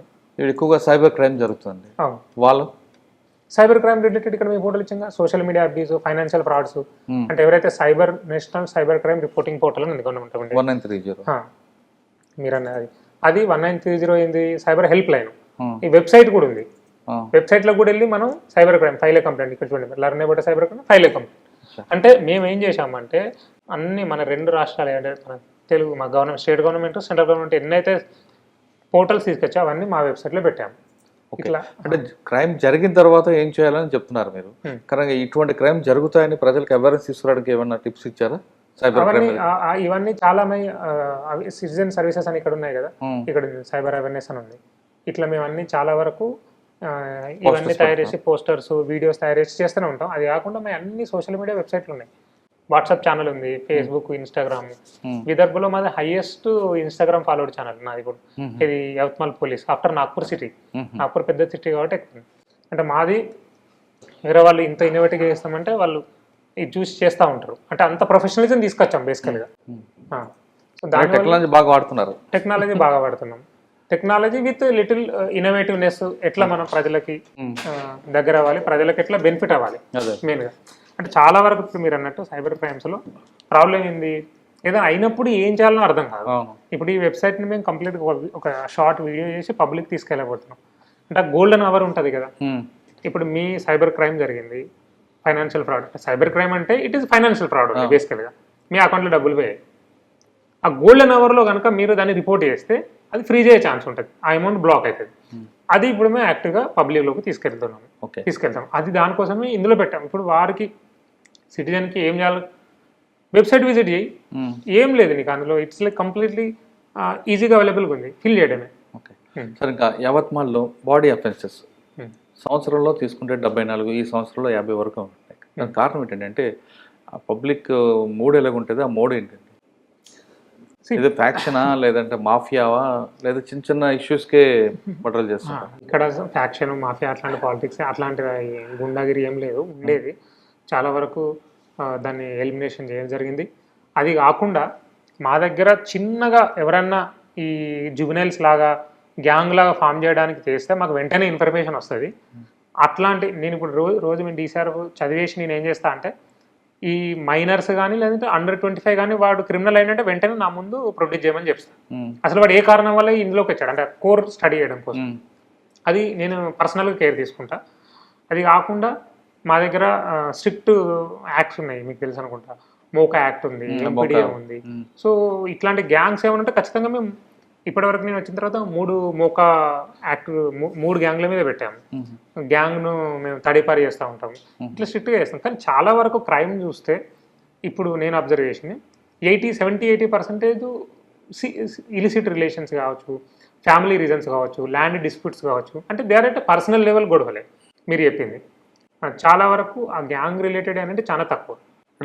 తెలిసి ఉందండి, లేదంటే ఫైనాన్షియల్ డిస్ప్యూట్స్ ఎక్కువ మర్డర్ కావడానికి ఎట్లా అంటే ఇక్కడ ఫైనాన్షియల్ డిస్ప్యూట్ అంటే ఆర్థిక సంబంధం గొడవలతో ఉన్నాయా, లేదా సెక్సువల్ జెల్సీ ఇలిసిట్ రిలేషన్స్ వల్ల చాలా మర్డర్స్ ఎక్కువ అవుతా ఉంటాయి. ఓకే, ఆర్థిక కూడా ఉన్నాయి కానీ అవి తక్కువనే. కానీ చాలా వరకు అయితే ఇలిసిట్ రిలేషన్ అని మేము అబ్జర్వ్ చేశాను, నేను స్టడీ చేశాను నేను. అచ్చా, సరే వీటి మీద ఫోకస్ కదా పాటు ఇంకా గుండాగిరి మీద మీ ఫోకస్ ఎలా ఉంటుంది? అంటే ఈ గుండాగిరి దాదాగిరి ఎవరైతే చేస్తూ ఉంటారో వాళ్ళ మీద ఒక్కసారి క్రైమ్ మాకు రిజిస్టర్ అయిందంటే మేము స్ట్రిక్ట్గా తీసుకొని వాళ్ళ మీద మోకా పెట్టేస్తాం, అయిపోతుంది. అంటే అందరికి మేము మోకా పెట్టలేరు కదండి. అంటే మోకా కావచ్చు, ఎంపీడీఏ, వాడు జైలుకి వెళ్తాడు, జైలుకి బయటకు వచ్చిన వెంటనే ఎంపీడీ అంటే ప్రివెంటివ్ డిటెన్షన్. మన దగ్గర పీడీ యాక్ట్ పీడీ యాక్ట్ పెట్టేసి వీళ్ళను సాధారణంగా గుండాగిరి దాదాగిరి చేసిన వాళ్ళని కేసులు పెట్టి జైలుకి పంపిస్తారా, లేదా ముందు టెంపరీగా వాళ్ళకి ట్రీట్మెంట్ ఇస్తుంటారా? అంటే మహారాష్ట్రలో చాలా ప్రొఫెషనల్ గా మేము డీల్ చేస్తూ ఉంటాం బేసికలీ. ఇక్కడ కనబడకుండానా? లేదు, అంటే సీరియస్ గానే ప్రొఫెషనల్ గా ఉంటుంది ఇక్కడ. అంటే చాలా professional policing comparative to Andhra and Telangana. అంటే కంపారిజన్ అని కాదు, అంటే నా అబ్జర్వేషన్. పబ్లిక్ లోనే వాడు పనిష్మెంట్ ఇస్తారా? పనిష్మెంట్ అంటే మేము అదే అంటున్నాం కదా, అంటే లీగల్ వేలోనే వెళ్ళిపోతాం. ఇక్కడ లీగల్ అవేర్నెస్ పబ్లిక్ లో కూడా చాలా ఎక్కువ. అంటే ఇప్పుడు మన ఆఫీసర్లు ట్రబుల్స్లోకి వెళ్ళకూడదు, నేను అదే చెప్తాను. వాడికి ఎవడుకో నువ్వు అది చేయడం పోయి నువ్వు ట్రబుల్స్లోకి వెళ్ళకూడదు. వీళ్ళందరూ కంప్లైంట్ చేస్తూ ఉంటారు, ఎందుకు మనం అనవసరంగా. దెర్ ఆర్ మెనీ లీగల్ వేస్ ఉన్నాయి మా దగ్గర. ప్రివెంటివ్ యాక్షన్ తీసుకోవచ్చు. ఇదివరకు నేను రాకముందు ఏం చేసేవారు, ఇక్కడ ప్రివెంటివ్ యాక్షన్ తెలుసుకొని బైండ్ ఓవర్ అంటాం కదా, 5,000కి 10,000కి బైండ్ ఓవర్ చేసేవారు.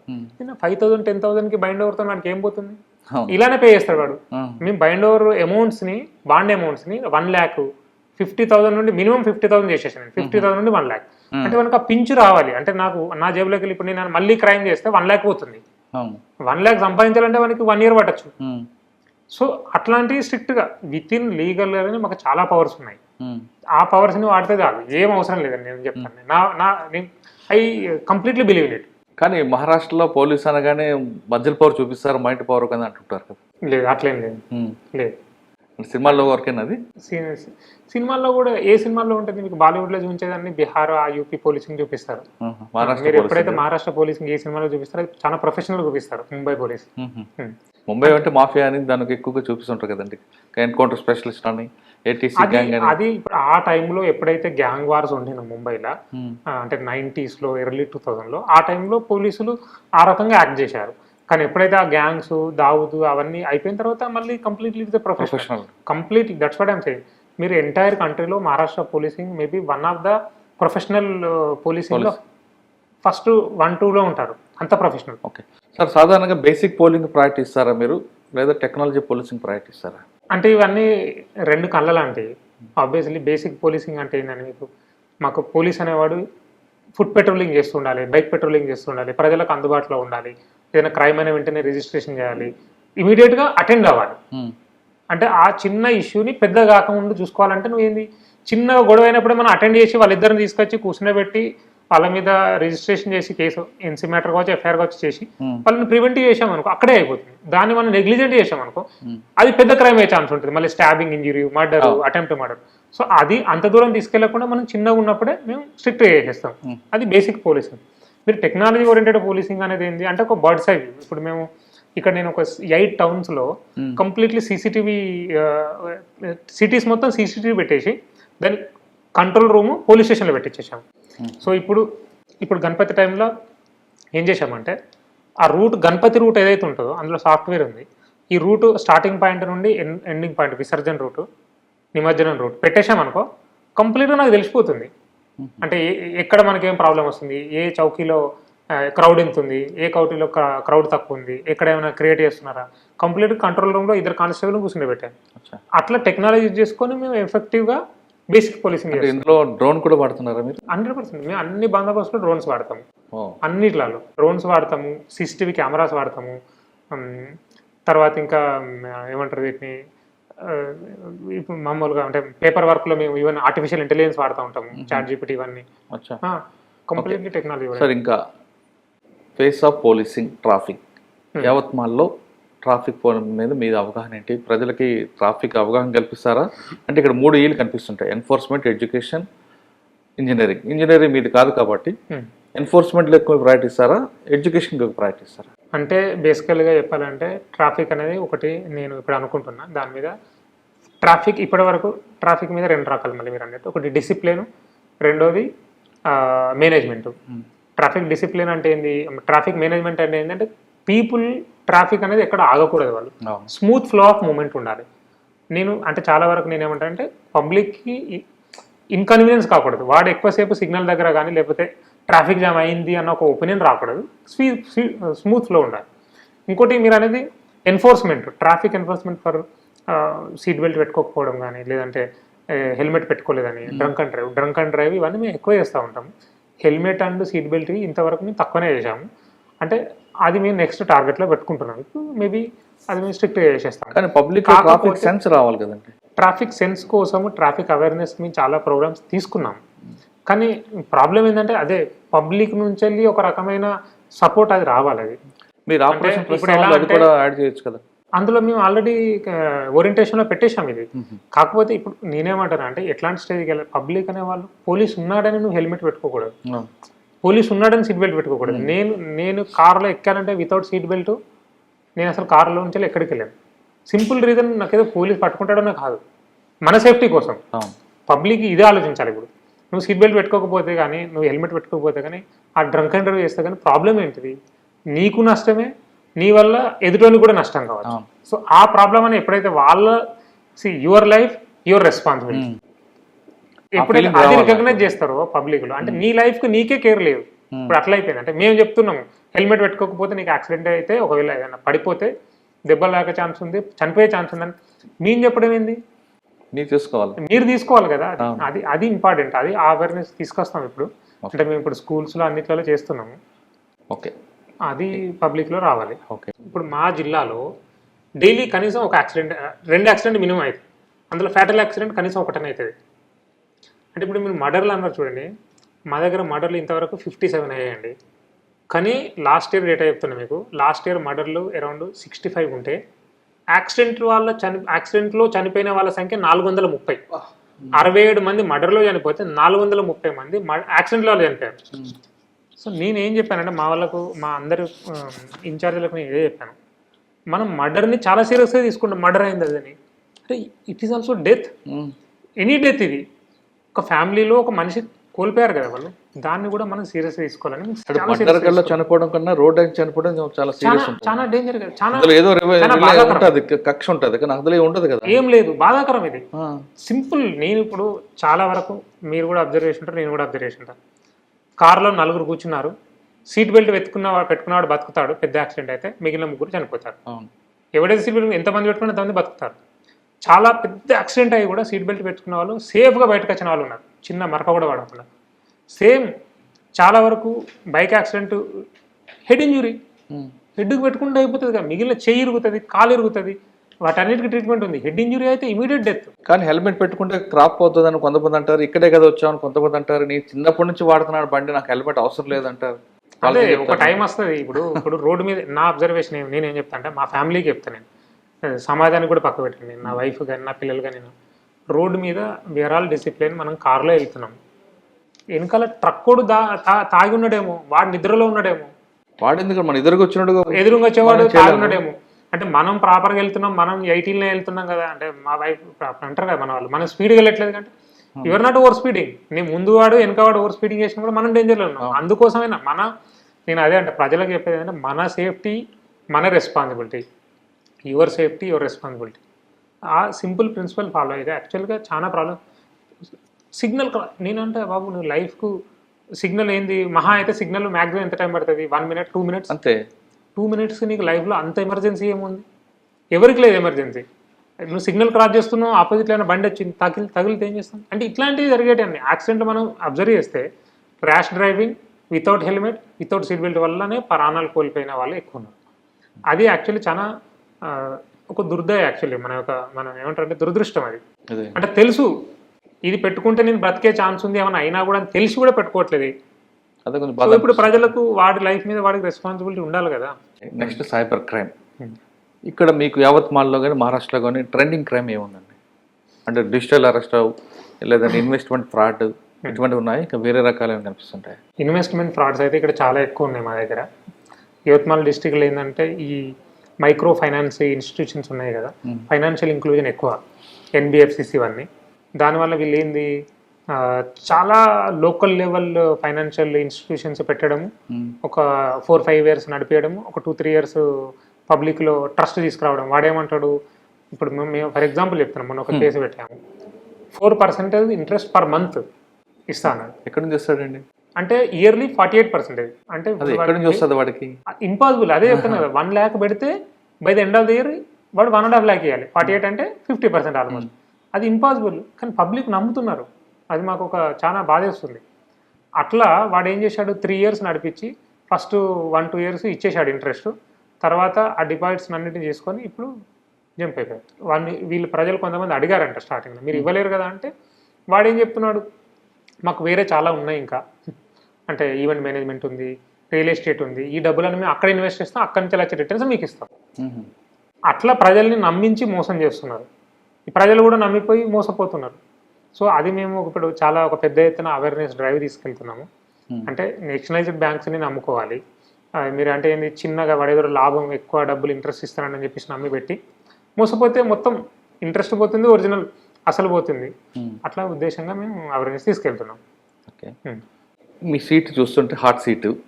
ఓకే, ఇవన్నీ కొంచెం మీ ప్రొఫెషనల్ పక్కన పెడితే మీ పర్సనల్ లైఫ్లో ఈ ఒత్తిడిని ఎలా తగ్గించుకుంటారా? అంటే ఈ ఒత్తిడి తగ్గడానికి ఏమైనా చేస్తుంటారా మీరు? ఒత్తిడి అంటే it is in the mind only. ఎప్పుడైనా అంటే రిలాక్స్ కోసం ఏం చేస్తాం? రిలాక్సేషన్ కోసం అంటే వర్కౌట్ చేస్తాము డైలీ ఖచ్చితంగా. రన్నింగ్ కానీ, వాకింగ్ కానీ, జిమ్, యోగా, అంటే ఒక మిక్స్డ్ వర్కౌట్ని ఇంట్లోనే చేసుకుంటాను నేను సెల్ఫ్గా. ఈవినింగ్ ఖచ్చితంగా ఒక 1 hour 1.5 hour వాకింగ్ లాగా చేస్తా. ఇదివరకు చాలా రన్నింగ్ చేసాను, ఈ మధ్యన వాకింగ్. మార్నింగ్ వెయిట్స్ చేస్తాను. కానీ మనకి మసాలా ఫుడ్ అలవాటు, ఇక్కడంతా వడాపావు తప్ప మెత్తగా ఉండదు కదా, అలవాటు పడ్డారా? అది వడాపావు అంటే మీరు అది రోడ్ల మీద ఉంటుంది, రోడ్ సైడ్ ఫుడ్ ఎప్పుడో బంద్ చేసిన నేను. 10 years అయింది. ఇంట్లో ఫుడ్ తప్ప నేను ఎక్కువ తిన్నాను. కానీ మరాఠీ అంత కష్టంగా ఎలాగొచ్చింది మీకు? అది ప్యాషన్ అంతే. నేను ట్రైనింగ్ డేస్లోనే నేర్చేసుకున్నాను. అంటే క్యాడర్ అలాంటిప్పుడు ఆ స్టేట్ లాంగ్వేజ్ క్యాడర్ వచ్చేసిన తర్వాత మాకు డిస్ట్రిక్ట్ పోలీస్ ట్రైనింగ్ ఉంటుంది కదా. సో ఎప్పుడైనా మనం మన జాబ్ని మనం ఎంజాయ్ చేయాలి. నాది పాలసీ క్లియర్. అంటే నువ్వు ఇది కష్టం అనుకుంటే అది కష్టమే, ఇష్టంగా చేస్తే కష్టమైన కూడా ఇష్టంగా చేయొచ్చు అనే ఉద్దేశంతో ముందుకు వెళ్ళాము. వచ్చిన వెంటనే ఫస్ట్ ట్రైనింగ్ డేస్లోనే లాంగ్వేజ్ మీద ఫోకస్ చేశాను. వచ్చిరాని భాషలో కూడా మాట్లాడేవాడిని. ఎందుకంటే ఎవరు ఆ టైంలో ఏమనుకోరు, ఈయన కొత్తగా వచ్చాడు ఆయన కూడా మాట్లాడడానికి ట్రై చేస్తున్నాడు, నష్టం అదే మనం తీసుకోరు. పెరుగుతున్న కొద్ది సీనియారిటీ, ఇప్పుడు నేను ఎస్పీ అయ్యాను, ఎస్పీ టైంలో మరాఠీ రాలేదనుకుంటే మీరు ఈ వీడొచ్చి 7 years అయినా కూడా ఎందుకు నేర్చుకోలేదు అన్న ఉద్దేశం అనుకుంటారు. సో అదొకటి. రెండోది, ఇప్పుడు పబ్లిక్తో కనెక్ట్ ఎప్పుడు అవుతుంది. పబ్లిక్ కూడా వచ్చి, నేను ట్రైనింగ్ డేస్లో ఒక కానిస్టేబుల్ నా దగ్గర ఉండేవాళ్ళు, వాళ్ళు వచ్చి వీళ్ళు చెప్పారు, మళ్ళీ తిన్న ట్రాన్స్లేషన్ చేసి హిందీలో చెప్పేవాడు. సో అది కంప్లీట్లీ ఇన్కన్వీనియన్స్ కదా. నాకు కనెక్ట్ ఎప్పుడైతుంది, లా అండ్ ఆర్డర్లో కానీ క్రైమ్ అయినప్పుడు కానీ నేను మాట్లాడగలగాలి. ఎస్పెషల్లీ లా అండ్ ఆర్డర్లో మనకు వాళ్ళ భాషలో మనం మాట్లాడితే వాళ్ళు మనం లైక్ చేస్తారు, మన మాట వాళ్ళు వింటారు. ఆ ఉద్దేశంతో మనం వెంటనే నేర్చుకున్నాం. అది కాకుండా మీరు ఇవన్నీ పక్కకు పెడితే ఒక కొత్త లాంగ్వేజ్ నేర్చుకోవడం అనేది ఒక ఇంట్రెస్టెడ్. నేను ఎప్పుడైతే మీరు రియల్గా చెప్పాలంటే నాకు హిందీ కూడా రాదు. నేను పోలీస్ అకాడమీలోనే హిందీ నేర్చుకున్నా, ఇక్కడికి వచ్చి మరాఠీ నేర్చుకున్నా. అంటే ఇప్పుడు ఒక కొత్త భాష నేర్చుకున్న తర్వాత మనకు ఒక కొత్త ఎనర్జీ వస్తుంది, కొత్త అంటే ఒక నాలెడ్జ్ వచ్చినట్టు జోష్ ఉంటుంది, కొత్త జోష్ ఉంటుంది, మంచిగా అనిపిస్తుంది. అంటే నువ్వు మళ్ళీ ఒక సమ్ సెట్ ఆఫ్ పీపుల్తో నువ్వు ఇంకో లాంగ్వేజ్లో మాట్లాడగలుగుతున్నావు, అది ఒక కోడ్ లాంగ్వేజ్, అది బాగుంటుంది. అంటే పర్సనల్గా కూడా ఇట్ ఇస్ ఒక ఎన్రిచ్మెంట్ యాక్చువల్ చెప్పాలంటే. సార్ మీ గోల్ ఏంటండి? గోల్ అంటే ఎట్లా? గోల్ ఏంటంటే మహారాష్ట్ర అట్మాస్ఫియర్ మీకు అలవాటైంది, ఇక్కడ క్రైమ్ నేచర్ తెలిసింది, ఇక్కడ పబ్లిక్ ఎందుకు వెనకబడి ఉన్నారు, వాళ్ళని ముందుకు తేవాలంటే ఏం చేయాలనే విషయం మీరు పూర్తిగా స్టడీ చేశారు. అన్నిటికన్నా ఇంపార్టెంట్, ఒక సమస్య వస్తే దాని రూట్స్కి వెళ్ళారు మీరు. ఇవి రిపీట్ కాకుండా ఉండడానికి, నెక్స్ట్ మీ బెంచ్ మార్క్ లాగా ఉండిపోవడానికి, మీ ఫుట్ ప్రింట్ ఉండడానికి ఏం చేద్దాం? అంటే ఏవైతే ఇనిషియేషన్స్ తీసుకొని కొన్ని మైల్ స్టోన్స్ పెట్టుకున్నాం బేసికల్గా, ఆ మైల్ స్టోన్స్ని అయితే ఫుల్ఫిల్ చేయాలని ఒక ఆశతో ఉన్నాను.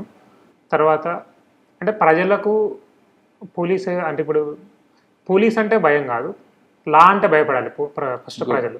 మనం లా ఎన్ఫోర్స్మెంట్ ఏజెన్సీ అంతే. ఎప్పుడైతే లాకు భయపడతారో ప్రజలు, అంటే మనం తప్పు చేస్తే law will take its own course తీసుకురావాలి. అంటే భయం ఉండాలి మనిషికి, భయం ఏదో ఒకటి ఉండాలి. అంటే నా అబ్జర్వేషన్ ఫ్రాంక్లీ చెప్తున్నా, పబ్లిక్ ఏమైపోయిందంటే భయం తగ్గిపోయింది. అంటే నేనేం చేసినా కూడా ఏం కాదు. అంటే ఇప్పుడు పోలీసు మెషినరీ మీద కూడా చాలా వరకు మనకు లిమిటేషన్స్ వచ్చాయి over a period of time. మీరు చూస్తుంటే అంటే లాస్ట్ ఒక 30 ఏళ్ళు 20 ఏళ్ళలో చూస్తుంటే చాలా లిమిటేషన్స్ వచ్చేసాయి. దానివల్ల ఆ భయం పోకుండా ఉండాలంటే, అంటే మనం పోలీసుల మీద ఏదన్నా పోలీస్ కాదు, లా లీగల్లీ ఏమైనా తప్పు చేస్తే కన్సర్న్డ్ పోలీస్ కావచ్చు, ఎనీ డిపార్ట్మెంట్ కావచ్చు, concerned agency will take action against me అనేది ఒక సీరియస్నెస్ రావాలి. దానికోసం అన్ని ఏజెన్సీలు, అంటే పోలీస్ కావచ్చు, మిగిలిన డిపార్ట్మెంట్లు కావచ్చు, జ్యుడిషియరీ కావచ్చు, మీడియా కావచ్చు, అందరూ ఒక రకమైన అవేర్నెస్ ప్రజల్లో తీసుకురావాలి.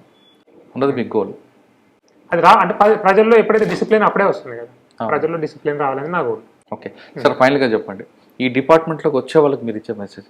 డిపార్ట్మెంట్లో వాళ్ళకి వచ్చే వాళ్ళంటే ఏ రేంజ్లో అంటున్నారు? ఏ ర్యాంక్? కొత్తగా ఏ ర్యాంక్ అని కాదు, కానిస్టేబుల్ నుంచి రావచ్చు, ఎస్ఐ నుంచి రావచ్చు, గ్రూప్ 1 నుంచి రావచ్చు, సివిల్స్ రాసి రావచ్చు. ఎవరైనా ఒక కాకి యూనిఫామ్ వేసుకోవాలి అనుకున్న వాళ్ళకి సాధారణంగా రావాలనుకుంటారు, చేయాలనుకుంటారు, కానీ ఇక్కడికి వచ్చాక కొంత డబ్బులు గిబ్బులు వాటి మీద ఫోకస్ చేస్తుంటారు.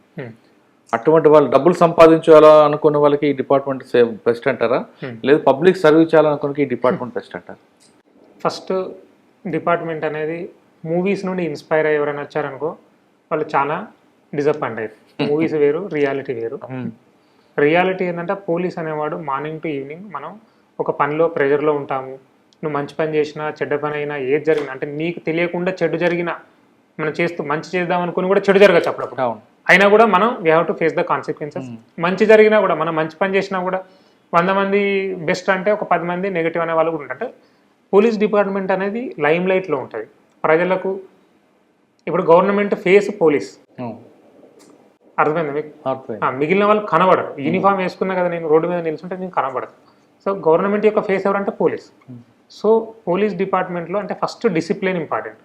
అంటే సెల్ఫ్ డిసిప్లిన్ ఉన్న వాళ్ళకు బాగుంటుంది. రెండోది డబ్బులు అనేది అసలు అది ఆ రకంగా ఆలోచించిన అవసరం ఉంటుంది. సమాజానికి ఎవరైతే సేవ చేయాలనుకుంటారో దెర్ ఇస్ నో లిమిట్. నా అబ్జర్వేషన్ చాలామంది వచ్చి నాకేమనిపిస్తుంది, నేను నా డ్యూటీ చేసినా అనుకుంటా. కొంతమంది ఉంటారు వాళ్ళు అంటే రిటర్న్ వస్తారు, వాళ్ళ పని అయిపోయింది సార్ అని చెప్పేసి కాళ్ళు మొక్కి వెళ్ళిపోతారు. ఏజ్డ్ వాళ్ళు ఉంటారు, ఎడ్యుకేటెడ్ పీపుల్ కూడా ఉంటారు. అంటే మేము మొక్కనీయము కానీ వాళ్ళు వస్తూ ఉంటారు. అంటే దాన్ని మించిన సాటిస్ఫాక్షన్ ఏముంటుంది వాళ్ళు చాలా హ్యాపీ ఫీల్ అవుతారు. ఇంకొకటి ఏంది, మీరు ఇప్పుడు ఒక కాలనీలో కానీ ఎక్కడైనా ఉన్నప్పుడు ఎవరో వచ్చి బెదిరిస్తున్నారు, మమ్మల్ని భయపెడుతున్నారు సార్, మమ్మల్ని నన్ను చంపుదాన్ని భయపెట్టారు, అట్లాంటి విక్టిమ్ పీపుల్కి మనం భరోసా ఇచ్చినప్పుడు అదే పోలీస్ ఆఫీసర్ కానీ అదే పోలీస్ కానిస్టేబుల్ కానీ వాళ్ళకు ఒక కాన్ఫిడెన్స్ వస్తుంది. అంటే మా కోసం ఎవరో ఉన్నారు. బట్ నా దగ్గరికి చాలా మంది వచ్చే వాళ్ళంతా ఇలానే ఉంటారు, సార్ నేను చంపేస్తాను బెదిరిస్తాను, నన్ను చంపేస్తాను బెదిరిస్తాను అంటున్నాడు. లీగల్గా తీసుకుంటే ఏంది, అది కేసే కాదు, అది ఒక నాన్ కాగ్నిజబుల్ అఫెన్స్. అట్లాంటప్పుడు మేము ఆపోజిట్ పర్సన్ని పిలిచి వాడి మీద ప్రివెంటివ్ యాక్షన్ తీసుకొని మేము ఖచ్చితంగా వాడికి లీగల్గా ఎక్స్ప్లెయిన్ చేస్తాం. ఏమైనా అయిందంటే రెస్పాన్సిబిలిటీ నీది. అంటే మీరు అన్నారు కదా దాదాగిరి గుండాగిరి వాళ్ళు ఇట్లాంటివి కూడా టాక్టిక్స్ యూజ్ చేస్తూ ఉంటారు. అట్లా మేము ఈ విత్ ఇన్ లీగల్ బౌండరీనే ఇట్లా చేస్తాం. అంటే నేను అనేది ఏంటంటే ఎవరైనా డిపార్ట్మెంట్కి రావాలనుకున్నాం, ఇట్లాంటి సమాజంలో సేవ చేయాలి, ప్రజల ప్రాబ్లమ్స్ మనం సార్ట్అవుట్ చేయొచ్చు అనుకున్న వాళ్ళకు దీన్ని మించిన డిపార్ట్మెంట్ లేదు. అంటే నేను ఇక్కడ ఉన్నా అని చెప్తలేదు, దీన్ని మించిన డిపార్ట్మెంట్లు ప్రజలకు సేవడానికి అయితే లేదు. అందులో there is no doubt in that. ఎందుకంటే యూఆర్ యాక్సెసిబుల్ 24/7. మీకు ఇప్పుడైనా ప్రాబ్లం వచ్చిందండి, ఏం చేస్తారు మీరు? ఒకవేళ ఇమాజినరీగా ఏం చేస్తారు, మీరు గుడికి వెళ్తారు, దేవునికి దండం పెట్టుకుంటారు, దేవుడా వీడు నన్ను బెదిరించాడని. కానీ అల్టిమేట్గా మీరు వెళ్ళాల్సింది మళ్ళీ పోలీస్ స్టేషన్కి వెళ్ళాలి, పోలీస్ మీకు హెల్ప్ చేయాలి. అంటే మీరు కేవలం ఎవడో కొట్టాడో తిట్టాడో నష్టపోతే కాదు, ఒక కరెంట్ పోయింది అనుకోండి ఇంట్లో, రోడ్డు మీదకి వరద వచ్చింది అనుకోండి, బస్సు కొట్టుకుపోతుంది, ముందు పోలీస్ అంటే పబ్లిక్ ఎనీ ఎమర్జెన్సీకి రెవెన్యూ అవన్నీ ఆలోచించి ఇప్పుడు ఫ్లడింగ్ సిచ్యువేషన్ వచ్చింది అంటే పోలీస్ యాక్చువల్ గా మాది రెస్పాన్సిబిలిటీ కాదు, డిజాస్టర్ మేనేజ్మెంట్ డిపార్ట్మెంట్ ఉంటుంది. కరెంట్ పోయిందంటే ఎవరిని అడుగుతారు?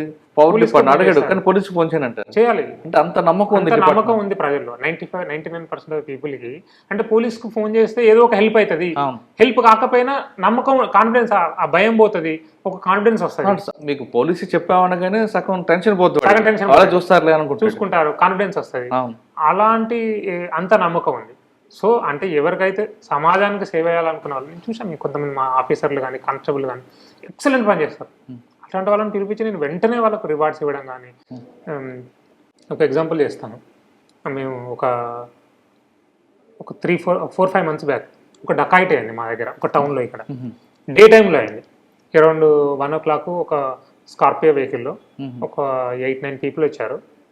8 people వచ్చారు, ఒక ఇంట్లోకి వెళ్ళారు. వాళ్ళు ముందే రెక్కీ చేసుకున్నారు, టక్క వాళ్ళందరినీ కట్టి పెట్టారు, గోల్డ్ తీసుకున్నారు, క్యాష్ తీసుకున్నారు, జంప్ అయిపోయారు. ఇట్ హ్యాపెండ్ విత్-in half an hourలో అయింది. మీకు చెప్పాను కదా నేను మొత్తం టౌన్ మొత్తం CCTV కెమెరాలు పెట్టించామని, కంట్రోల్ రూమ్ పోలీస్ స్టేషన్. వెంటనే లక్కీలీ ఆ గోల్డెన్ ఎవరు ఆ లేడీ ఎవరైతే ఉన్నదో ఆమె వెంటనే పోలీస్ స్టేషన్కి వచ్చింది. మా వాళ్ళు CCTVలో చెక్ చేశారు, ఆ వెహికల్ను డిటెక్ట్ చేశారు, ఏ రూట్లో వెళ్తుందని చేశాము. ఆ రూట్ మొత్తం నాకబంది పెట్టించాము.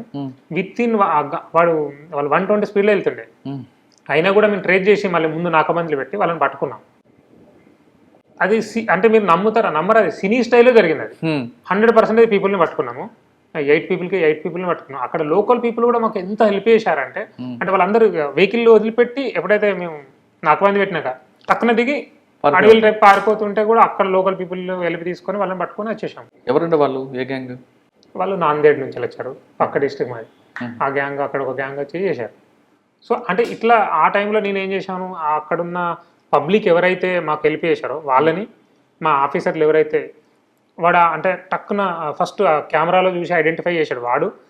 అక్కడ మనకు నాకబందీ చేసిన అధికారులు, అమలుదారులు, పోలీస్ కానిస్టేబుల్ అందరినీ పిలిపించి ప్రెస్ మీట్ తీసుకొని ప్రెస్ సమక్షంలో ప్రజలని, మా ఆఫీసర్లని, కానిస్టేబుల్ అందరినీ క్యాష్లో పట్టించి సత్కారం చేశాం. అంటే ఇట్లా కూడా చేయాల్సి ఉంటుంది మనం. మీరు ఇందాక ఒకటి చెప్పారు, నేను మా వాళ్ళందరికీ గ్రామాల్లో పంపించి అక్కడ ఉన్న అమ్మాయిలతో ఇంటరాక్ట్ చేయడం, వాళ్ళతో ఆటలాడించడం వల్ల మాకు బెనిఫిట్ వచ్చిన తర్వాత చెప్తాను. ఆ గేమ్స్ తర్వాత ఏం చేసామంటే, ఆల్మోస్ట్ మాకు చాలామంది ప్రజలు కాంటాక్ట్లోకి వచ్చారన్న కదా నేను, వాళ్ళందరినీ గ్రామ సురక్ష దళ లాగా మేము ఫామ్ చేశాము. వాళ్ళందరినీ నేను ఏం చేశామంటే తర్వాత అన్ని రికార్డ్స్ తీసుకొని వాళ్ళ నేమ్స్, వాళ్ళ ఫోన్ నెంబర్స్, విలేజెస్, ఈ ఇయర్ మేము గణపతిలో, ఈ ఇయర్ దుర్గాలో వాళ్ళందరినీ యాజ్ ఎ పోలీస్ మిత్ర అని మేము బందోబస్తు కోసం వాడుకున్నాం. వాళ్ళకు మేము ఒక టీ-షర్ట్ ఇచ్చాము, ఆపరేషన్ ప్రస్థాన యవత్మాల్ పోలీస్ అని టీ-షర్ట్ ఇచ్చాము, వాళ్ళకి ఫుడ్ ఇచ్చాము. అవన్నీ పక్క పెడితే వాళ్ళు ఇంట్రెస్టింగ్ వచ్చారు. ఇప్పుడు ఎప్పుడైతే నీకు ఒకసారి పోలీస్తోని ఒక కామన్ మ్యాన్కి కానీ ఒక యూత్కి కానీ టచ్ డెవలప్ అయిందంటే వాడు పోలీసుని వదిలేడు, పోలీసు వాడిని వదిలేడు. సో ఆ రకంగా కనెక్షన్ డెవలప్ అయింది.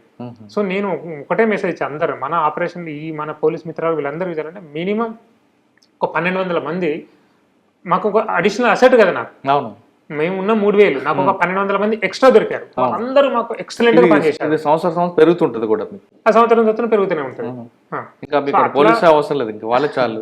అంటే ఎక్స్ట్రా అన్నమాట. ఇప్పుడు ప్లస్ ఇంకొకటి ఏంది, వాళ్ళు మాకు కాన్ఫిడెన్షియల్ కూడా ఇన్ఫర్మేషన్ ఇవ్వగలడు కదా, సరే మా ఊర్లో ఇదైతుంది, మా ఊర్లో అదైతుంది, చూసుకోండి అని. అటువంటి ఇన్ఫర్మేషన్ వచ్చింది బాగా మీకు? అట్లా చాలా సార్లు వస్తా ఉంటుంది. ఏదో ఒక మంచి వాల్యుబుల్ ఒకటి చెప్పండి, చెప్పగలదు అనుకుంటే, రివీల్ చేయొచ్చు అనుకుంటే.